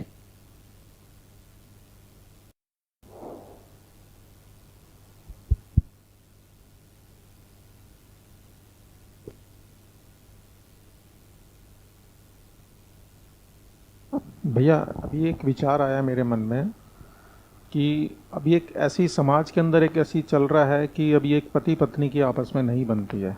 किसी वंश, और वो दोनों अलग अलग रहते हैं और उन्होंने कोई विवाह नहीं किया दूसरा, तो इसको क्या कहेंगे? दूसरा क्वेश्चन ये है कि पति पत्नी में किसी वजह से कोई बात की नहीं बनी, पति जो है आर्य समाज में जाके दूसरी शादी कर लेता है, तो उसको क्या कहेंगे? देखिए, हमको ये समझ में आ रहा है कि स्वनारी स्वपुरुष होना चाहिए कि नहीं होना चाहिए। पहले तो बात यहाँ से आएगा। तो जब हम दर्शन को पढ़ रहे हैं और सार्वभौम और सार्वकालिक चीज़ों को देखने की कोशिश कर रहे हैं, उन आचरणों को समझने की कोशिश कर रहे हैं कि जो जिए जा सकते हैं, जो समझाया जा सकते हैं माने आगे पीढ़ी को ट्रांसफ़र किए जा सकते हैं, उस प्रकार के जब हम आचरण को पहचानेंगे तो हमको समझ में आता है कि स्वनारी स्वपुरुष का मतलब क्या है। स्वनारी स्वपुरुष को देखिए, अभी कई जगह बोलते हैं कि एक ही शादी करो, कई जगह बोलते हैं, जैसे अभी एक जो डेमोक्रेटिक जो वर्ल्ड है उसमें यह है कि एक समय में एक शादी करो, उसको छोड़ के दूसरी को कर लो, वो भी उन लोग लीगल मान रहे हैं। कई कह रहे हैं कि नहीं, एक साथ आप अधिक भी रख सकते हो, उसको भी कई जगह लीगल माना है। तो दुनिया में अलग अलग मत तो चल ही रहे हैं। आप कह नहीं सकते कि एक सही है या एट ए टाइम एक सही है। इसमें एक चीज़ और जोड़ना पड़ेगा, कितने समय के लिए सही है? 1 घंटे के लिए, 1 दिन के लिए, 1 साल के लिए, 1 वर्ष के लिए, आजीवन। ये इतने सारे इसमें ऑप्शन हैं। तो यदि कोई आजीवन वाला कर रहा है तो देखिए, अभी धरती में स्त्री और पुरुषों का जो रेशियो है 1:1 है। इतना कोशिश करने के बाद तो वैसे भी डेटा के हिसाब से भी हर व्यक्ति के लिए एक पुरुष या एक स्त्री ही उपलब्ध है। दूसरा, इसके प्रयोजन को देखेंगे तो अंततः संतान को पालन पोषण करना, बड़ा करना। दूसरा, उसके अंदर व्यवस्था के प्रति विश्वास को पैदा करना, उसके अंदर इंद्रिय सन्निकर्ष से अधिक या प्रीहित लाभ से अधिक जो बड़ा वैल्यू है वो व्यवस्था है, इसको स्थापित करता है। इस पूरी प्रक्रिया के लिए एक पतिव्रत या एक पतिव्रत जरूरी है। तो यदि कोई उतना करता है तो सही, उतना यदि मन लगा के किया तब तो 100% सही है। यदि बेमन से किया उससे तो ठीक है ना, जो छोड़ दिया। तो गलती की, आपका जो उत्तर है कम गलत और ज्यादा गलत और बहुत गलत की तरफ गया है। आपने जो प्रश्न पूछा है, हम अभी वहां फोकस करेंगे कि सही और सही और सही। तो मैं मिनिमम सही को क्या मान रहा हूं कि भाई थोड़ा बहुत मन मुटाव है तो भी जी लो, ये मिनिमम है। उससे अच्छा है कि भैया मन मुटाव नहीं है, जी लिए। उससे सही है पूरक हो गए और जी लिए, और सही है। भैया थोड़ा सा समय लूँगा मैं आपका जी।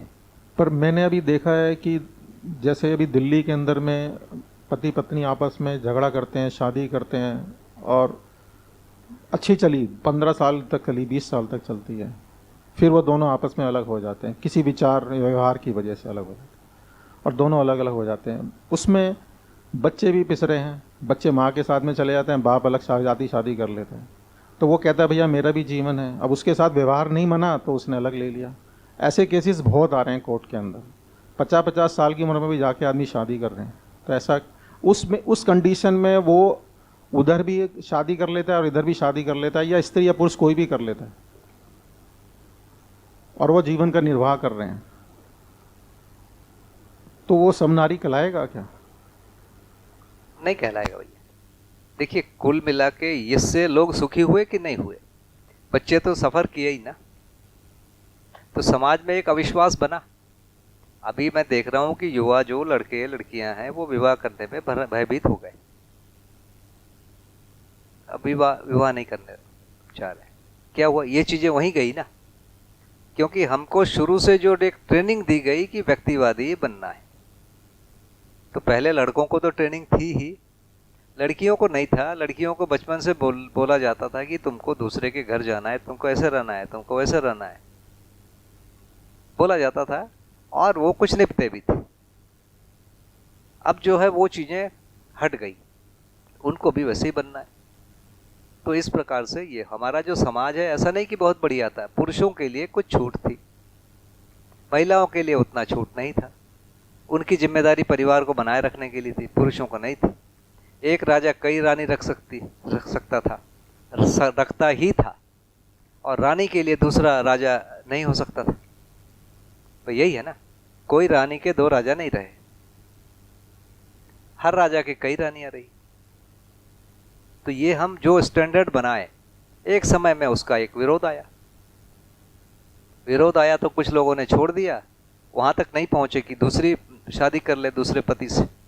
कुछ लोगों ने बोला कि नहीं हम भी कर लेते, हो गया। अंततः ये जो प्रक्रिया है ये मानव समाज में स्थिरता नहीं ला रही है।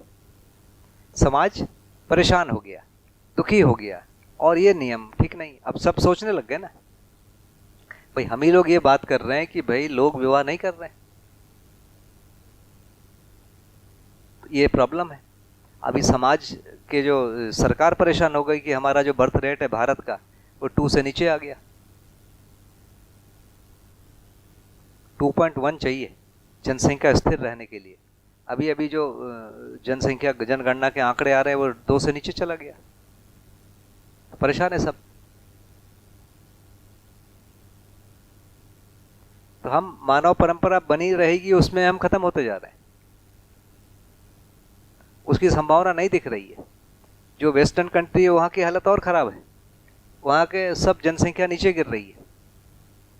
तो क्या हो रहा है, बाहर के देशों से लोग आ रहे हैं वहां, उनकी फिर जनसंख्या बढ़ती जा रही है, लोग और परेशान हो रहे हैं, ये तो यार हमारा समाज खत्म हो जाएगा। ये बड़े लोग सोच रहे हैं, बूढ़े लोग सोच रहे हैं, युवा क्या सोच रहा है, नहीं मेरे को विवाह नहीं करना। युवा उसको सोचने को तैयार नहीं है। ये जो मुद्दे हैं किन के लिए है, ये बड़ों बूढ़ों के लिए, प्रौढ़ और बूढ़ों के लिए। युवाओं के लिए बिल्कुल ये मुद्दा नहीं है। युवाओं के लिए अभी होता जा रहा है कि लिव इन में रहें, कुछ दिन रहें, छोड़े चलो। सबसे बड़ा बंधन है लड़के के लिए लड़की, लड़की के लिए लड़का। आज इससे बड़ा बंधन कुछ भी नहीं, लेकिन इसके बिना रह भी नहीं सकते वो। हमारे समय में तो लड़के लड़की कम से कम बात नहीं करते थे, इतना दूरी बना कर रखते थे। अब ये रह ही नहीं सकते, इनको बात भी करना है, साथ में रहना भी है, और साथ में लंबा नहीं चलना है। ये प्रॉब्लम आ गया है।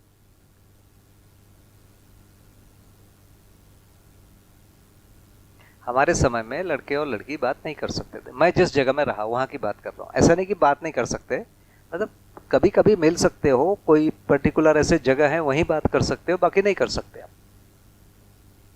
और यदि थोड़े गांव में चले जाऊं तो वो भी नहीं कर सकते। आप अपने जो क्लोज रिलेटिव है उनसे कर सकते हो, बाकी जगह नहीं कर सकते।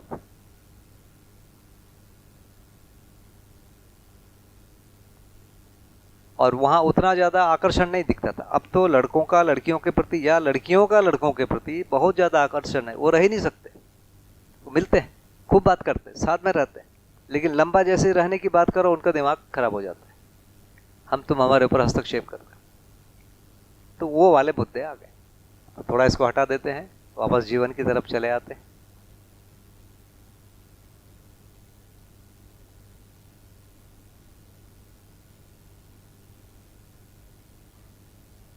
ये 4.5 यदि स्पष्ट हो गया है तो फिर हम और आगे चल सकते हैं। 4.5 की कथा बहुत लंबी होती है ना, जितना भी करो वो कम है।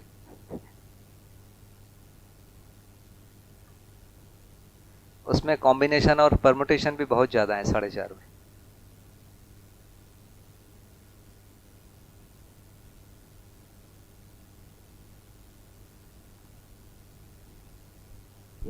भैया इसमें अपने में जब हम देखने का अभ्यास करते हैं तो अलग अलग क्या हम देख पाएंगे कि ये इच्छा है या आशा है, क्योंकि वो मिला जुला लगता है। देखिए, इच्छा है तो उसमें आशा होगा ही होगा 100%, क्योंकि बड़ी शक्ति में छोटी समाई होगी। कई बार इच्छा है पर आशा नहीं हुई है। क्यों? क्योंकि विश्लेषण अभी नहीं पूरा हुआ है, निर्णय नहीं हुआ है। जैसे मैं ताजमहल बनाऊंगा, ये इच्छा तो हो गई है, लेकिन कहाँ बनाऊंगा, कैसे बनाऊंगा, पैसे कहाँ से आएंगे, कारीगर कहाँ से आएगा, ये मुझे जब तक पता नहीं है तब तक वो विचाराधीन है। ऐसी कंडीशन में चयन नहीं हुआ है। एक स्टेप तो ये होता है। और मानव में आशा, विचार, इच्छाएं तीनों ही चालू हैं। तो मानव में यदि कोई घटना दिख रही है तो उसमें आशा भी है, विचार भी है, इच्छा भी है। ये कह सकते हैं कि इच्छा है लेकिन प्रिय प्रधान है। यदि इंद्रिय सापेक्ष जो भी आस्वादन के लिए इच्छा बनी है तो उसमें क्या हुआ, पहले आशा हुई, आशा के अनुसार विचार हो गया, निर्णय हो गया, उसके अनुसार इच्छाएं हो गई। तो ये वाला जो चीज है इसको कह रहे हैं जी। तो भैया एक उदाहरण है, इसमें थोड़ा हम प्लेस कर पाए। हमारी आम खाने की इच्छा हो रही है, हाँ। लेकिन उसका अभी निर्णय नहीं हो पाया। कल हमने मामा जी से भी पूछा कि मौसम आम का भी है या नहीं, तो उन्होंने कहा कि अभी मौसम तो गया, बाकी किस तरह की वो दवाई आदि का यूज करते होंगे इसका भी थोड़ा भरोसा नहीं है, तो अभी वो मौसम तो नहीं रहा है, तो हमारा भी निर्णय नहीं हो पाया है, इच्छा बनी ही हुई है। तो क्या इसमें अभी आशा समाहित है या नहीं है, तो कैसे देखें कि आशा इसमें क्या है? बिल्कुल, जो आस्वादन के लिए कोई चीज हुई है उसका नाम है इच्छा। इस पर थोड़ा जोड़ के देखते हैं। यदि कोई भी चीज आस्वादन के लिए हुआ उसको हम कहेंगे चयन हुआ, फिर आशा है। तो चूंकि आम जो है खाना है ये आस्वादन के लिए ही है, तो ये फाइनली ये आशा हुई है। इस आशा के समर्थन में विचार हो गया है, ठीक है खाएंगे, इच्छा भी बन गई है खाएंगे। अब इच्छा को जब क्रियान्वयन करने जाते हैं तो क्रियान्वयन तो भैया संजीव भैया ही करेंगे, है ना, हम तो नहीं कर पाएंगे। तो संजीव भैया से जब पूछते हैं तो संजीव भैया अपने मामा जी से पूछते हैं, बोलते हैं यार अभी मौसम ठीक नहीं है, नहीं खाओ। तो घटना नहीं घट पाई, लेकिन हुआ है ये स्टार्ट कहाँ से, आस्वादन के लिए आशा हुई, आशा के अनुरूप विचार हो गए, विचार के अनुसार इच्छा भी हो गई, फिर वो इच्छा जब घटना में बदलना है, इच्छा जब घटना में बदलना है कि तो फिर उसमें विश्लेषण भी होगा। विश्लेषण तो हुआ कि संजीव भैया ही खिलाएंगे, संजीव भैया के पास जाते हैं तो वहां पर वो रुक गया। ये घटना हुई।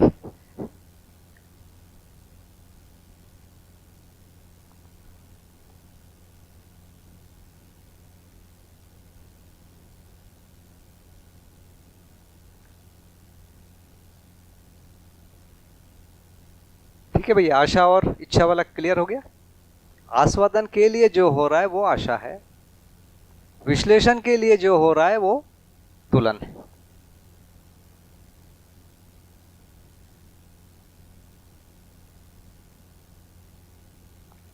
पर भैया हम ऐसा भी बोलते हैं कि आस्वादन अपेक्षा में चयन होता है, फिर जिसका चयन होता है उसका आस्वादन भी होता है, तो ये दोनों तरह से देखा जा सकता है। हाँ, जैसे मैंने आपको अभी देख लिया तो आपके रूप का तो आस्वादन हुआ ही है ना। आप यदि हैंडसम है तो मुझे अच्छा लग रहा है, तो वो होगा ही, कोई ना कोई आस्वादन होगा उसके रूप के साथ ही। जैसे हम होटल में जाके बोलते हैं वो लाल वाली मिठाई लाओ, उसका मुझे नाम नहीं पता, पर लाल का एक आस्वादन हुआ, उससे एक अपेक्षा हो गई कि हाँ ये बहुत स्वादिष्ट होगा। तो एक आस्वादन से, आँख के आस्वादन से हम जीभ के आस्वादन का कोई ना कोई अनुमान किए और उसके बाद बोले लाओ यार लाल वाला खा के देखते हैं। ऐसे ही आदमी ट्राई करता है एक एक करके।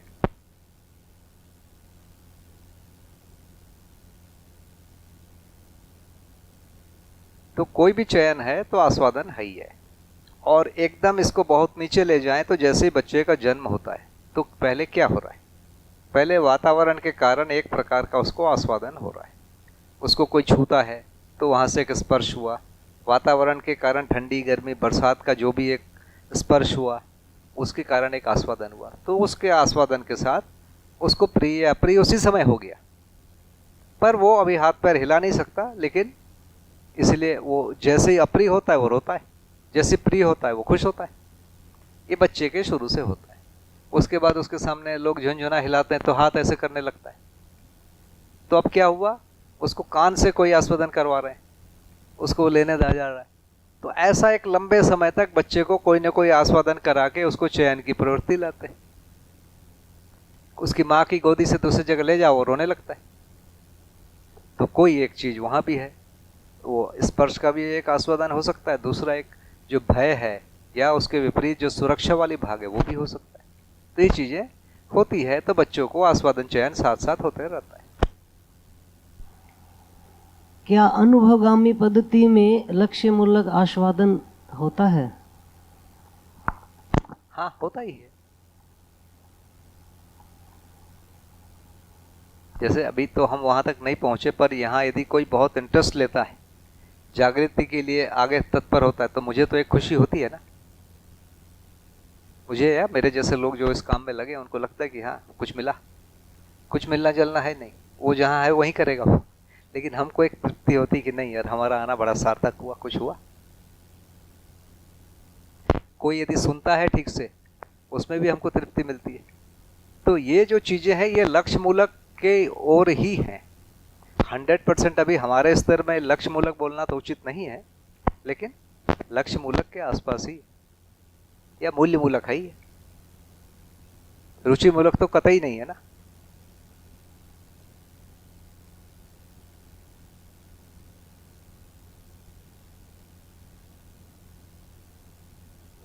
तो ये अल्प जागृत की कथा है।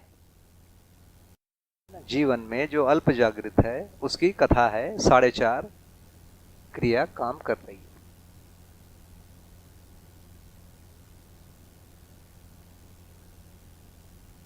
अब हम इससे थोड़ा आगे बढ़ेंगे। भैया, इसका कोई क्रम भी है कि क्या पहले आशा होगी, फिर विचार होगा, फिर इच्छा होगी, या इच्छा हो गई तो उसमें आशा विचार शामिल होते ही हैं? भैया दोनों चीजें हैं। जैसे छोटे बच्चे से अब देखना पड़ेगा। छोटे बच्चे को कोई खाना खिलाते हैं तो उसको स्वाद होता है, उसी को बार बार बोलता है। लेकिन छोटे बच्चे को गाड़ी देखता है, उसको गाड़ी में भी जाना है, गाड़ी में जाना है उसको, तो घूमने। अभी ज्यादातर उसका आस्वादन प्रधान ही है। ये धीरे धीरे एक समय में उस घर में जो चीजें चाहिए आती है, उसको भी चाहिए, उतना वो मिनिमम मान लेता है अपना, तो उसकी इच्छा का लेवल अपने आप हो गया वो। तो जिस घर में गाड़ियां हैं उसको गाड़ी चाहिए, जिस घर में संगीत के यंत्र हैं उसको वो यंत्र चाहिए। जिस घर में जिस प्रकार का काम होता है उसमें से कुछ चीजों को वो चुन लेते हैं। कभी कभी अपने घर का पसंद नहीं आया तो पड़ोस का या स्कूल का या और किसी जगह का चुन लेता है। तो इच्छाएं जो है उसकी बन जाती है, और इच्छाओं के साथ आशा विचार दोनों जुड़े रहते हैं। मनुष्य को यदि अपन देखेंगे तो वो आस्वादन या शरीर मूलक जब करता है तो प्रिय हित लाभ तीनों शामिल है, और ये इच्छा पूर्वक ही हो सकता है। जैसे कोई बहुत धन कमाया तो क्या करता है, वही जी रहा है। तो जीने की जगह वही है, 4 विषय।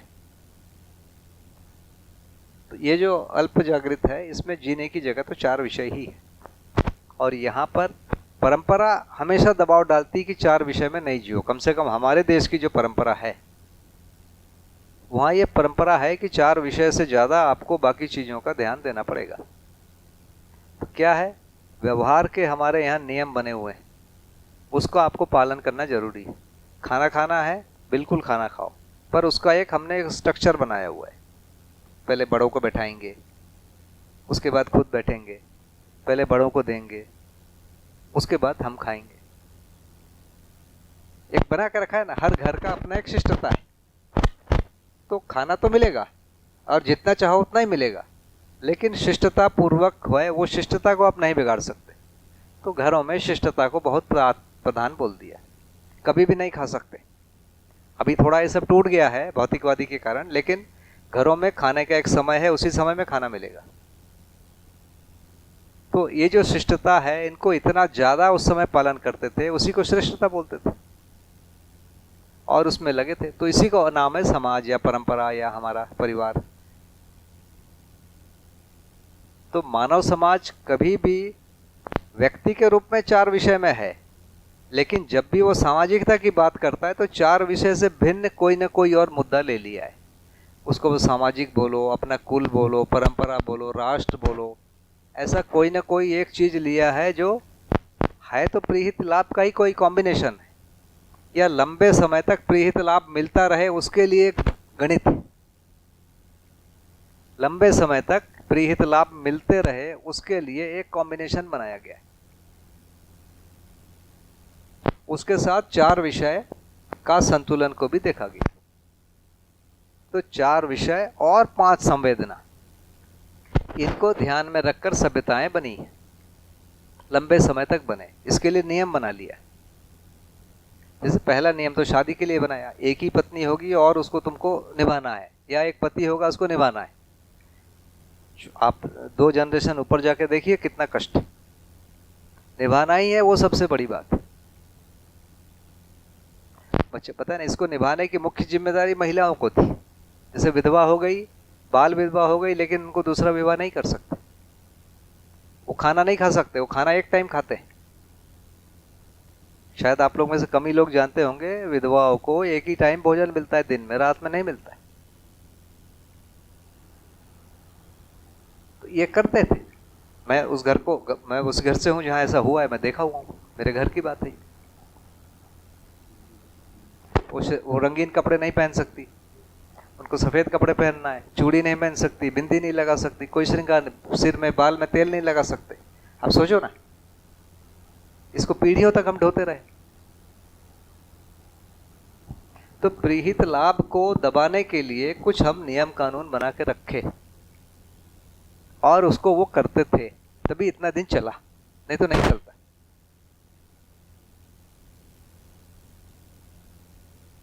तो प्रीहित लाभ से ऊपर इन्होंने किसी एक चीज को पहचाना था, वो आस्था है। आस्था से वो क्या है, एक ईश्वर विधि, एक विधि बना हुआ है, ईश्वर के आधार पर बने हुए कुछ नियम।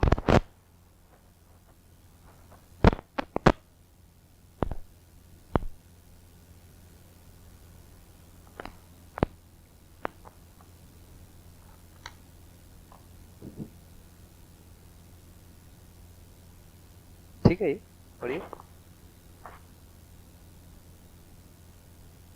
तो प्रीहित लाभ जरूर है, लेकिन आस्था में प्रीहित लाभ का कोई एक कॉम्बिनेशन ही है, और ये लंबे समय तक मिले। इसके लिए राष्ट्र एक चीज है, धर्म एक चीज है, परिवार एक चीज है, समाज एक चीज है, ऐसे बहुत सारी चीजें बनाया हमने, और उसके पालन करने के लिए काफी दबाव बना के रखा, लोगों ने पालन किया, और उसके लिए बहुत बढ़िया गुणगान किया गया। जैसे भीष्म ने विवाह नहीं करूंगा बोला, घटना क्या थी, उनके पिताजी को विवाह करना है। कुल मिला के घटना एक लाइन में उतनी है। उसके लिए बेटे ने कुर्बानी दे दिया, बोले वाह वाह वाह, क्या बड़ा काम किया, गद्दी में भी नहीं बैठूंगा, चलो भाई बहुत अच्छा। तुम नहीं बैठोगे, तुम्हारा बेटा भी गद्दी में नहीं बैठेगा, इसके लिए विवाह नहीं करूंगा। तो किसी एक चीज को उतना ज्यादा हाईलाइट किया गया। तो समाज, जैसे कोई मर रहा है, लड़ाई में शहीद हो रहा है, मर रहा है माने मरने जा रहा है, उसका खूब गुणगान सम्मान करते हैं, ताकि वो मरते रहे। लोग मरते रहे मतलब लड़ाई होगी ही, लड़ाई में लड़ने के लिए तैयार लोग चाहिए, लोगों को तैयार कैसे करेंगे। तो उन्होंने एक स्वर्ग की कल्पना किया कि मरने के बाद भी स्वर्ग होता है। जैसे पूजा पाठ से स्वर्ग मिलता है, वैसे युद्ध में वीर गति मिलने से भी स्वर्ग होता है। स्वर्ग में क्या है, बड़ा अच्छा वर्णन है उसका, बीच बीच में सुनाते हैं।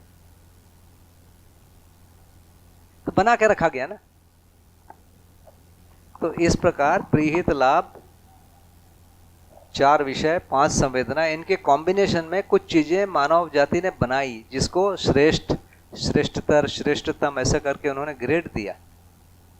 और उसमें लोगों का मन बनाने के लिए बहुत सारे तीज त्योहार बनाए, लोगों को उसमें रिझाया, सम्मान की सीढ़ियां बनाई, लोगों को फूल माला चढ़ाया, उससे वो परंपरा अभी तक बनी रही। भैया ये क्लैरिटी भी आ जाए कि मनन सोम, मनन तक की स्थिति अल्प जागृत में आ गई। अल्प जागृत में मन, वृत्ति, चित्त जो है तंत्रित हो रहे हैं। मन का मतलब है आशा और आस्वादन, चयन आस्वादन दोनों, विश्लेषण तुलन दोनों, और चित्रण। इन 5 के कॉम्बिनेशन में जो चीजें हो रही है उसको अल्प जागृत कह रहे हैं। इसी में 4 विषय है, इसी में 5 संवेदनाएं हैं, संगीत है, नृत्य है, ऐसे बहुत सारी चीजें हैं। इसमें बहुत कॉम्बिनेशन है। वो संगीत की साधना है, जिसमें सुबह आदमी 4 बजे उठ के पानी में इतना खड़े, गले तक पानी में खड़े होकर संगीत की प्रैक्टिस कर रहा है, ये वही है। या लड़ाई में लड़ने के लिए सुबह 4 बजे से अखाड़े में प्रैक्टिस कर रहा है, या भूखा रह के लगातार साधनाएं कर रहा है, वो सब है ही ये 4 विषय के अंतर्गत ही। वही 4 विषय 5 संवेदना अल्प जागृत में ही। अल्प जागृत में इतना प्रेरणा दे रहे हैं कि कोई आजीवन जो है ब्रह्मचर्य का व्रत ले रहा है, या कोई जो है आजीवन सेवक बनने का व्रत ले रहा है। अल्प जागृत में लोगों को मरने मारने के लिए तैयार कर ले रहे हैं। ये सब अल्प जागृत की कहानी।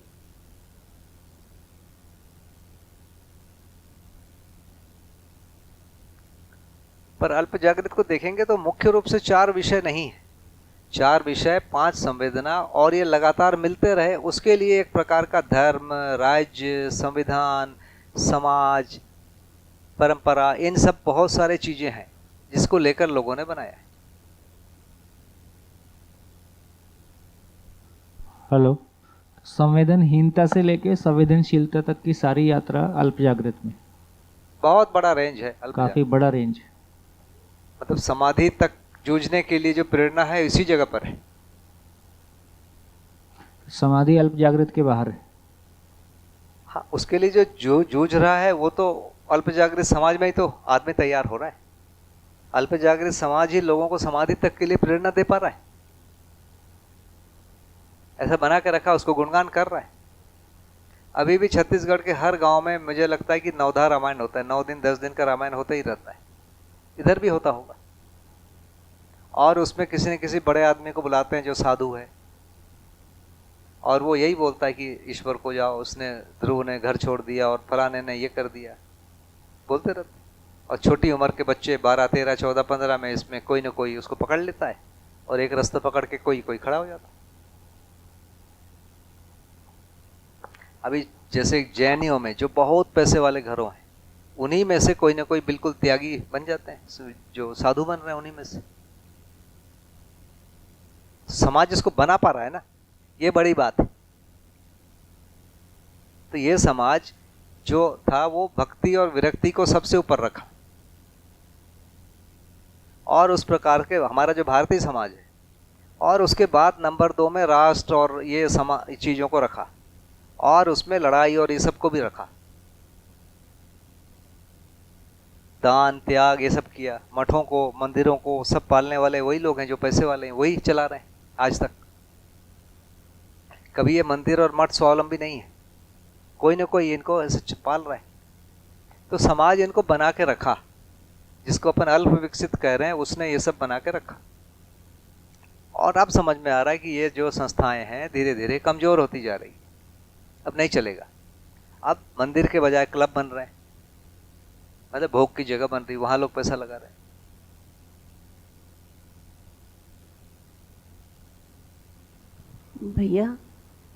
भैया जी इधर। भैया जैसे घरों में 2 पीढ़ियाँ, मतलब 3 पीढ़ियाँ चल रही हैं। जो आपने अभी बात की शिष्टतापूर्ण आचरण व्यवहार, वो हमारी परंपरा से चल रहा है, तो वो भी मानने लगता है। जो बच्चों की बात सुनते हैं वो कहते हैं कि इवोल्यूशन प्रोसेस चल रहा है, जागृति क्रम है, जीवन है, जीवन तो अमर होता है, एज कोई फैक्टर नहीं है। वो फ्रेंडली एनवायरनमेंट चाहते हैं, और वो इस चीज़ को, ये जो हम अभी आप बात कर रहे थे कि हमारे मतलब शिष्टतापूर्ण आचरण होना चाहिए, जो एक मतलब बड़े को ये चीज़ का मान और इस तरह से चलना चाहिए, वो इससे अलग दूसरे रास्ते से कि जो है सब कुछ फ्रेंडली होना चाहिए, सब जो है इस तरह से हो कि एज से नहीं, व्यवहार से हमारा मान सम्मान और सारा वो चीज़ चलनी चाहिए। तो इसमें जो है कभी कभी क्लैश होने लग जाता है। तो इसको कैसे थोड़ा और बेटर वे में किया जाए कि जो है बैलेंस बना रहे परिवार में। तो शिक्षा ही देना पड़ेगा, है ना, और कोई उपाय नहीं। शिक्षा का जो प्रारंभिक स्वरूप है वो हम इस प्रकार के अध्ययन में आए, क्योंकि पुरानी पीढ़ी अभी भी जो है, जो आप 3 पीढ़ी बोल रहे हैं, वो आस्था प्रधान अभी भी है। दूसरी वाली पीढ़ी में अभी डगमगाहट है, कभी भोग है कभी आस्था है। तीसरी वाली का 100% जो है भौतिकता है।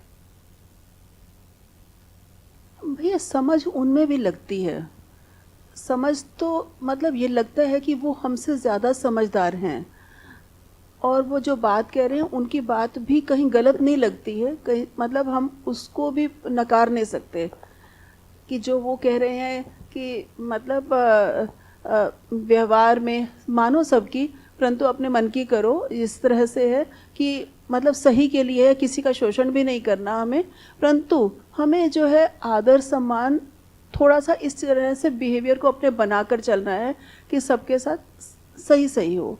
और बड़े घर में इस तरह से चाहे जो घर में बुजुर्ग हैं कि नहीं मतलब टांग दबानी ही चाहिए आकर, जो है ये चीज़ इस तरह से मतलब व्यवहार में होना ही चाहिए कि पहले उसका ही घर में जो है वातावरण इस तरह से बने कि पहले बड़ों का ही हो। परंतु वो कई बार ऐसा भी होगा कि उनको ज़रूरत ज़्यादा है, जल्दी ज़्यादा है, तो उस चीज़ को पहले उनकी की जाए।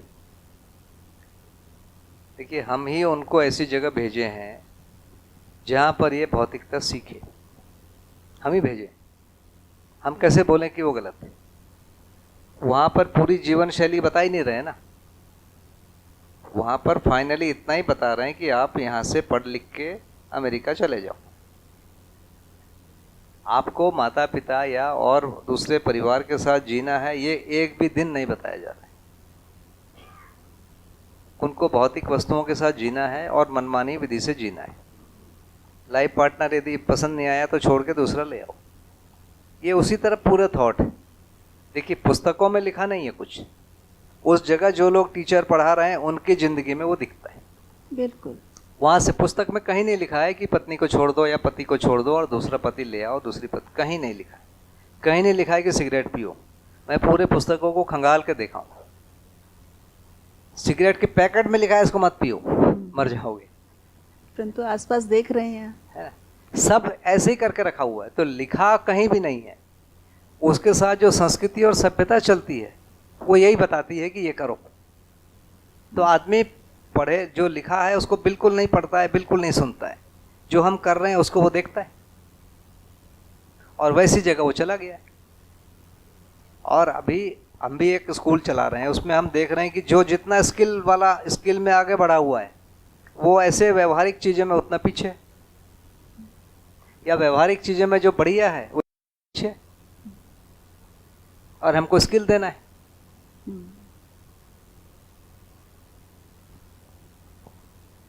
तो ये संकट हो गया है। स्किल प्रधान जब हम जिंदगी को देखने जाएंगे, स्किल का मतलब है बढ़िया से कोई भाषा बोलना, है ना। पहले अंग्रेजी बोलना था, अब अंग्रेजी बोलना भी पर्याप्त नहीं, फ्रेंच, जर्मन और क्या क्या है, स्पेनिश, वो भी चाहिए, वाले भी चाहिए। यहाँ तो चाहिए ही। अभी हमारे उधर वो भूत नहीं आया है स्पेनिश का, है ना। घुड़सवारी भी सीखना है, हमारे उधर भी नहीं है घुड़सवारी। घोड़े हैं, कहीं कहीं लोगों के घर में घोड़े हैं जो काम करते हैं, पर उनको घुड़सवारी वहाँ अभी क्रेज नहीं। वो घोड़े थोड़े छोटे छोटे होते हैं। जब मैं बाबा जी के यहाँ गया था तो बाबा जी के खेत में एक व्यक्ति काम करता था, उसके पास एक घोड़ा था। मैं भी एक दो बार उस पर चढ़ा हूँ। तो वहाँ क्रेज नहीं है घोड़े में घूमना। उस जगह में घोड़े में घूमना माने जंगली देहाती। पर यहाँ पर दिल्ली में घोड़े में घूमना मतलब सड़क पे नहीं घूम सकते, वो कोई एक पर्टिकुलर जगह है, वहां जाके आपको घोड़े में घूमना है।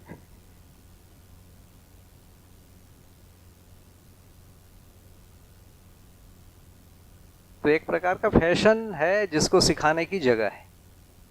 स्कूल का मतलब फैशन सिखाने की जगह, बड़े स्कूल का मतलब वही है। और वो इतना दूर है हमारे घर से या इस जिंदगी से कि बच्चा हमारे घर से दूर हो जाता है। वहां भेजने का मतलब ही है घर से दूर करना। घर के जो व्यवहार है वहां गलत है, घर का जो भोजन है वहां गलत है। क्या करेंगे जी? हाँ, क्या टिफिन में भेजना है वो स्कूल वाले बताते।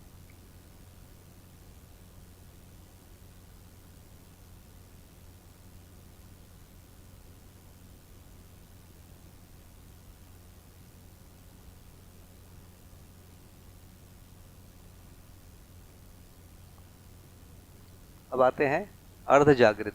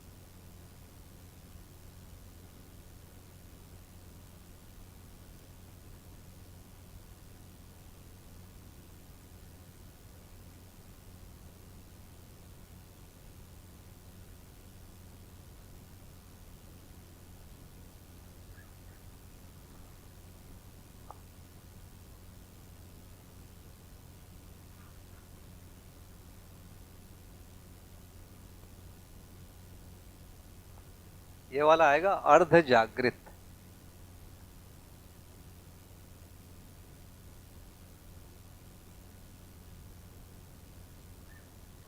इसी को दूसरी भाषा में बोलेंगे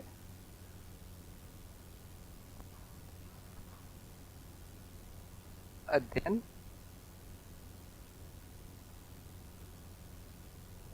पेज नंबर 140 ही है ना, 141 पर दिखाएंगे, उसको थोड़ा पढ़ लेते हैं।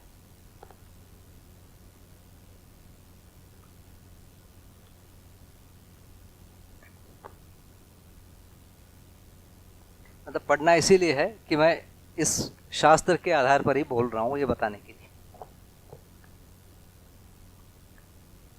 141 में ज्ञानावस्था में बुद्धि 3 अवस्थाओं में परिलक्षित होती है। बुद्धि परिलक्षित होती है लिखा है, जीवन नहीं लिखा है।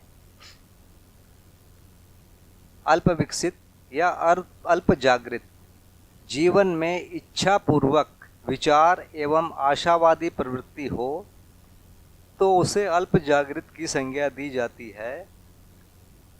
इसमें मन वृत्ति चित्त तंत्रित होते हैं, बुद्धि कहीं दिखता नहीं है ना। ये मैंने बोल दिया, मन वृत्ति चित्त तंत्रित होते हैं, ये तीनों दिखते हैं, बुद्धि नहीं दिखती है, जो अभी हम लोग पढ़े। दूसरा अर्ध विकसित या अर्ध जागृत आत्मबोध रहित संकल्प, ब्रैकेट में अवधारणा, पूर्वक इच्छा, आत्मबोध रहित संकल्प पूर्वक इच्छा विचार व आशा की प्रवृत्ति को अर्ध जागृत की संज्ञा है। इस दशा में मन वृत्ति चित्त बुद्धि तंत्रित होते हैं। आगे वाला भी पढ़ लेते हैं। विकसित, उसमें जागृत पूर्ण जागृत दोनों है। आत्मबोध सहित संकल्प पूर्वक इच्छा विचार आशावादी प्रवृत्ति को जागृत की संज्ञा दी जाती है। इस दशा में मन वृत्ति चित्त बुद्धि आत्मा द्वारा नियंत्रित एवं अनुशासित होते हैं। फिर से दूसरे में आ जाते हैं अर्ध विकसित। आत्मबोध रहित संकल्प पूर्वक इच्छा विचार आशा की प्रवृत्ति को अर्ध जागृत की संज्ञा दी जाती। ये ले लीजिए आप। हाँ, जुड़ा होना, एक दूसरे से जुड़ा होना, प्रभावित होना। तो इसमें देखिए बुद्धि का प्रत्यावर्तन नहीं हुआ है।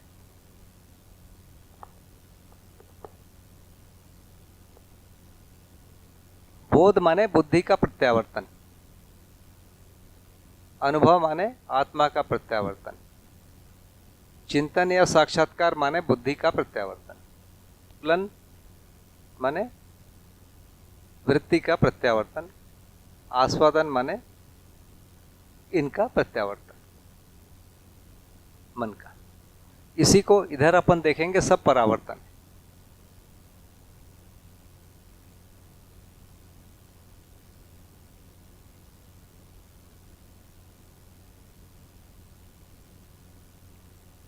तो यहां जो स्थिति है इसमें आत्मबोध रहित मतलब बुद्धि का प्रत्यावर्तन नहीं हुआ है।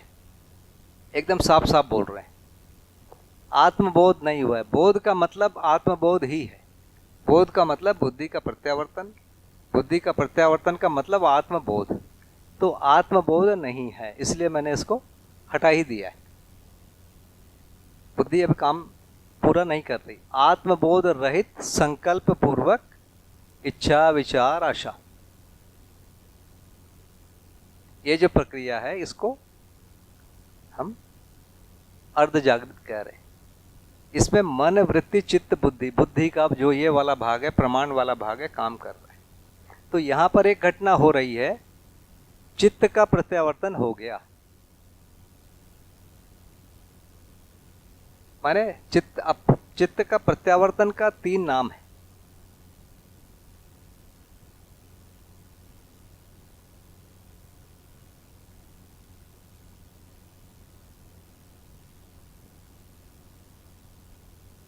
इसका एक नाम है चित्त का प्रत्यावर्तन, मतलब चित्त अब बुद्धि को देखा।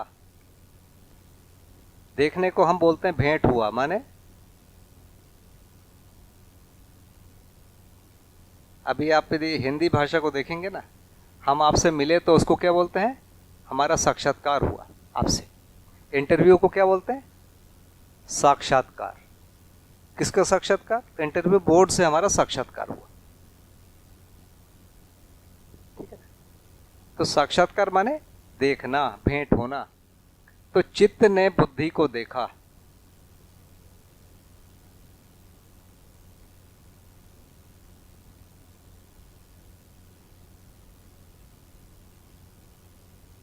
देखा या पहचाना या उसके अस्तित्व को स्वीकारा।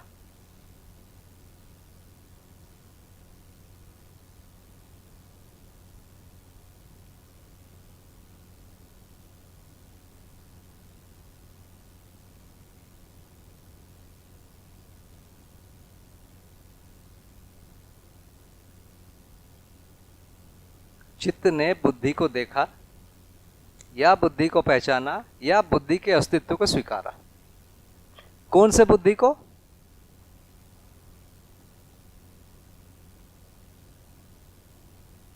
आत्मबोध एवं अनुभव बोध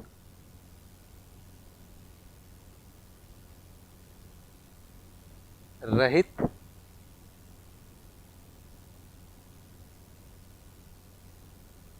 बुद्धि।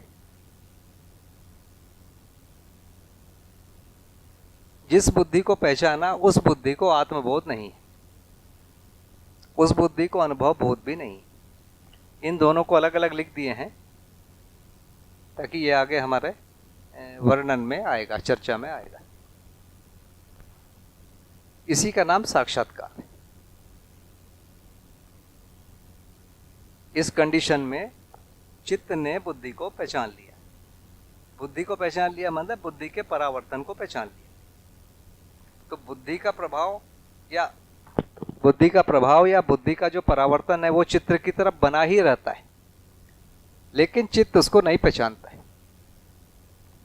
जो अल्प विकसित की जो स्थिति है उसमें बुद्धि चित्त की तरफ तो परावर्तित है ही, बुद्धि लगातार चित्त का मूल्यांकन कर ही रहा है, दृष्टा है ही है, लेकिन चित्त को उससे कोई मतलब ही नहीं है। चित्त पहचानता ही नहीं है कि बुद्धि जैसी कोई चीज है।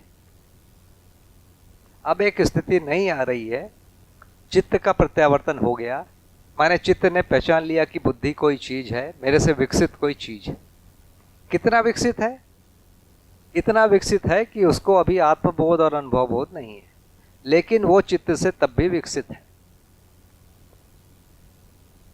ऐसी परिस्थिति में अब संकल्प काम करने लगता है। अब इस परिस्थिति में साक्षात्कार होता है तो थोड़ा सा भाग पहचाना, बुद्धि के थोड़े से भाग को चित्त ने पहचाना, उतना भाग परावर्तित होने लगा। थोड़ा सा और पहचान लिया और परावर्तित होने लगा, थोड़ा सा और पहचान लिया और परावर्तित होने लगा। इस प्रकार क्रम से साक्षात्कार होता रहा, क्रम से उसके जो चीजें हैं संकल्प का अधिक बड़ा भाग आने लगा। इस प्रक्रिया को अध्ययन कह रहे हैं, अध्ययन काल। तो अध्ययन काल में क्रम से साक्षात्कार और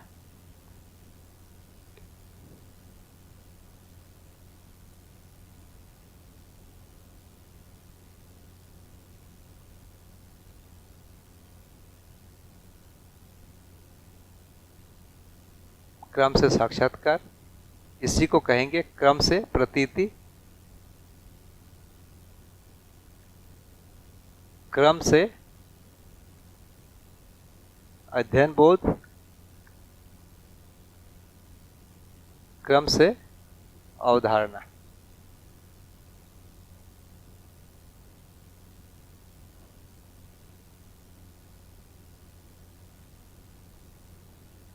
ये पर्यायवाची है। दोनों इन सचारों की मीनिंग एक है।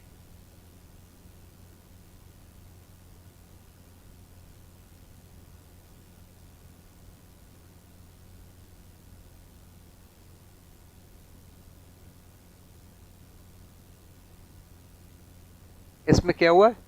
अब चित्त और बुद्धि के बीच में जो होता है इसका नाम है प्रतीति। तो चित्त में बुद्धि के अनुसार होने वाला जो चीज है, कभी भी बुद्धि चित्त के अनुसार नहीं होगी, ये कभी भी नहीं होगी। हमेशा जो है चित्त ही बुद्धि के अनुसार होगा। इसीलिए प्रतीति हमेशा सही की ही होगी, इसमें कभी सही होगा कभी गलत होगा। भास जो होता है उसमें कभी सही भी होता है कभी गलत भी होता है, आभास में कभी सही भी होता है कभी गलत भी होता है, लेकिन प्रतीति हमेशा सही की ही होगी, क्योंकि बुद्धि की ओर से वो चीजें आ रही है। ये चित्त बुद्धि के अनुरूप होना है, इसका मतलब बेसिकली चित्रण को बुद्धि के अनुरूप होना है। हाँ, क्योंकि चित्त का जो स्थिति है उसमें तो वही आएगा जो बुद्धि के अनुरूप ही होगा। बिल्कुल, चित्रण बुद्धि के अनुरूप होगा। उसी को बोला इच्छा। आत्मबोध रहित संकल्प में इच्छा जो है वो बुद्धि के अनुसार होने लगेगी। कौन से बुद्धि के अनुसार होने लगेगी? आत्मबोध रहित बुद्धि के अनुसार होने लगेगी। तो बुद्धि की जो स्थिति है, बुद्धि सम होती है, तो सारे सम चीजों के अनुसार चित्रण होने लगेगा। बुद्धि स्वयं सम होता है, आत्मा स्वयं मध्यस्थ होता है, लेकिन बुद्धि मध्यस्थ को समझने योग्य होती है। अभी बुद्धि मध्यस्थ को समझी नहीं है, अभी बुद्धि को पता नहीं है मध्यस्थ क्या है, लेकिन बुद्धि सम को पहचानती है। सम चीजों को बुद्धि पहचानती है और सम चित्रण होने लगते हैं, और उसके हिसाब से विश्लेषण, तुलन और व्यवहार होने लगता है। अनुभव के बाद एक और चीज होती है, मध्यस्थ चित्रण होने लगते हैं, और उसके हिसाब से व्यवहार होने लगता है। मध्यस्थ माने आत्मा। मध्यस्थ मतलब विषम को संतुलन करने वाली चीज।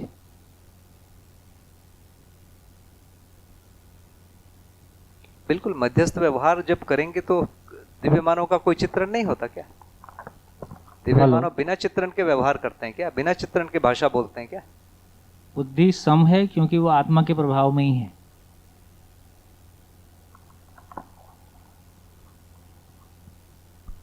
चित्त में सम, विषम और मध्यस्थ तीनों को स्वीकारने और निर्वाह करने की क्षमता है। पर सम कहां से आएगा? बुद्धि से आएगा। मध्यस्थ कहां से आएगा? अनुभव मूलक बुद्धि में जब बोध होगा उसके बाद चित्त में मध्यस्थ आएगा। जब तक ये दोनों नहीं होंगे तब तक बुद्धि में विषम चित्रण होगा, कभी कभी सम भी हो जाएगा, गलती से हो जाएगा, या परंपरा के कॉपी करते हुए हो जाएगा। हम 99% कॉपी कर रहे हैं, या 99.99, जो भाषा में बोल रहा हूं मेरा एक भी शब्द नहीं है, पूरी परंपरा का नकल कर रहा हूं, पूरा 100%। एक भी शब्द मेरा बनाया नहीं है, एक भी वाक्य मेरा बनाया नहीं है। जो कपड़े पहना हूं, जो कुर्सी में बैठा हूं, जो बिस्तर में सोता हूं, जो गाड़ी में चल रहा हूं, पूरा के पूरा परंपरा का नकल। हम कहते हैं कि हम क्रिएटिव हैं, कुछ नहीं, पूरा कॉपी है। क्या करते हैं? मैं आपका एक लाइन, इनका एक लाइन, उनका एक लाइन, उनका एक लाइन, उनका एक लाइन मोल के एक कॉम्बिनेशन बना लेता हूं, कहता हूं मेरा है। बस इतना ही कर रहा है आदमी। क्या कर रहा है? गौतम बुद्ध का एक लाइन, महावीर का एक लाइन, आइंस्टीन का एक लाइन, गांधी का एक लाइन, है ना, कोई पराशर ऋषि का एक लाइन, या वाल्मीकि का एक लाइन, किसी डाकू का एक लाइन, वो सब बना कर रखा हूं अपने साथ, और उसको कहता हूं कि ये मेरा है ना, ये कॉपीराइट। जबकि हम 100% नकल किए हुए।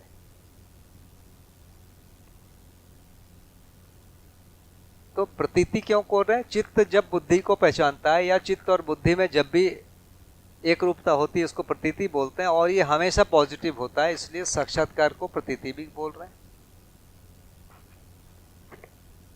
इसी को अध्ययन बोध बोल रहे हैं। क्रम से साक्षात्कार होता जाता है, क्रम से अध्ययन बोध होता जाता है, क्रम से अवधारणा बनती जाती है। ये अलग अलग नाम है लेकिन एक ही चीज को बता रहे हैं। चित्त और बुद्धि के बीच में जब सामरस्यता हो रही है, पूरी तरह हो गई ये कह नहीं सकते, क्योंकि अभी बुद्धि का, चित्त में जैसी सही चीज आएगी बुद्धि उसको बोलेगा ठीक है आगे बढ़ो। अभी चित्त में सही चीज आई नहीं है तो बुद्धि क्या बोलेगा? जब आएगा उस दिन बोलेगा।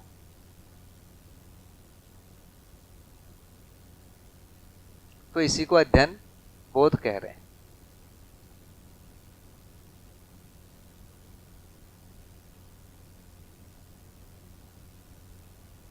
तो जो लोग अध्ययन कर रहे हैं वो यही स्टेज है। तो अध्ययन का मतलब है चित्त का प्रत्यावर्तन हो गया और तब से अध्ययन कह रहे हैं। उसके पहले पठन और मनन हम कह रहे हैं, श्रवण और मनन कह रहे हैं। तो अल्प जागृत में श्रवण और मनन है। यह आत्मा तो व्यापक का अनुभव करता है, फिर व्यापक का क्या चित्रण बनेगा? भाई चित्रण नहीं बनता है, हम को अनुभव नहीं है, हम आपको बता देते हैं ना व्यापक है ये वाला। नहीं बता पा रहे हैं कि बता पा रहे हैं ये क्या है, कैसे बता पा रहे हैं?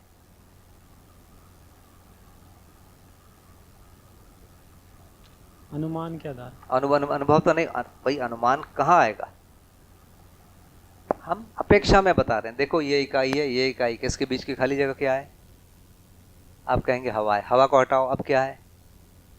हम कहीं न कहीं से नकारात्मक विधि से उसको बता पा रहे हैं। बता पा रहे हैं ना भाई? तो पूरा अस्तित्व ही भास हो सकता है। बाबा जी अनुभव दर्शन में लिखे हुए हैं, अब मानव को भी ब्रह्म भासता है। नहीं भासता तो अनुभव तक कैसे पहुंचेगा? जब ब्रह्म भास गया है मतलब मध्यस्थ क्रिया भी भासेगा, माने सम क्रिया भी भाषेगा, विषम तो भास ही रहा है उसको। ये यदि नहीं होगा तो अध्ययन विधि भी कैसी होगी? माने कोई चीज मन में आ सकता है, वृत्ति में आ सकता है, चित्त में आ सकता है, तभी तो वो धीरे धीरे आगे बढ़ेगा। नहीं तो डायरेक्ट यदि कोई चीज बुद्धि में आ रही है तो उसके पहले की क्रियाकलाप की जरूरत ही नहीं है। तो अध्ययन विधि का मतलब है पहले मन में आ जाएगा या मन और वृत्ति में आएगा, उसके बाद चित्त में भी आएगा, उसके बाद बुद्धि में भी आएगा। अभी हम सब लोग व्यापक को समझा रहे हैं, हर कोई, और सब कोई बोलते भी यही है कि व्यापक समझ में आ गया शिविर में जाके। क्या बोलेंगे? बोलने वाला झूठ बोला और समझने वाला भी झूठ बोल रहा है। मेरे हिसाब से बोलने वाला भी ठीक बोला और समझने वाला भी ठीक बोला।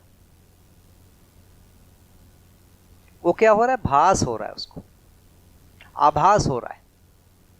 वो तर्क भी दे पा रहा है, ये व्यापक इसलिए है और ये हर जगह इसलिए है, ये पारगामी इसलिए है, ये किसी को रोक नहीं रहा है, वो तर्क दे पाता है।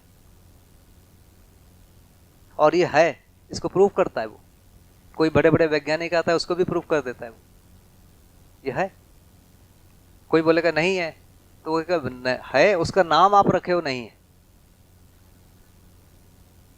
है ना भाई। किसी आदमी का नाम रख देते हैं नोबडी, अपन मैथ्स में सुनते हैं ना, है ना, समबडी, नोबडी, एवरीबडी। ये कहीं जा रहे थे घूमने तो केवल नाम ही तो रखा भाई, नोबडी या नथिंग। इसका नाम एक नथिंग है, स्पेस का एक नाम नथिंग है, बहुत फेमस नाम है साइंटिफिक वर्ड,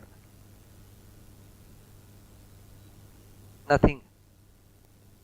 एक किसी रशियन साइंटिस्ट ने एक पुस्तक लिखा था कि नथिंग इज समथिंग, उसको मैं पढ़ा था, बहुत अच्छा लिखा था उन्होंने। उसको मैं ढूंढ रहा हूँ, मिल नहीं रहा है, कोई मेरे से ले गया और दिया नहीं। एक फिर से पढ़ने का मन था, जब शुरू शुरू जुड़ा था बाबा जी से तब उसको पढ़ा था। तो उसका नाम एक नथिंग रखें, तो किस चीज का नाम नथिंग रखें? उस चीज को कम से कम पहचान तो रहे हो। 100% अनुभव नहीं है मान लिया, लेकिन पहचान की सीमा में तो है ही है वो ना। तो संजीव भैया का सम्मान किया जाए। घंटी बजी।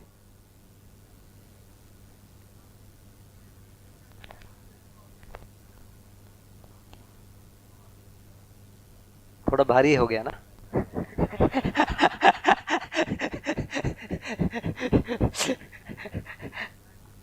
आते हैं फिर करते हैं।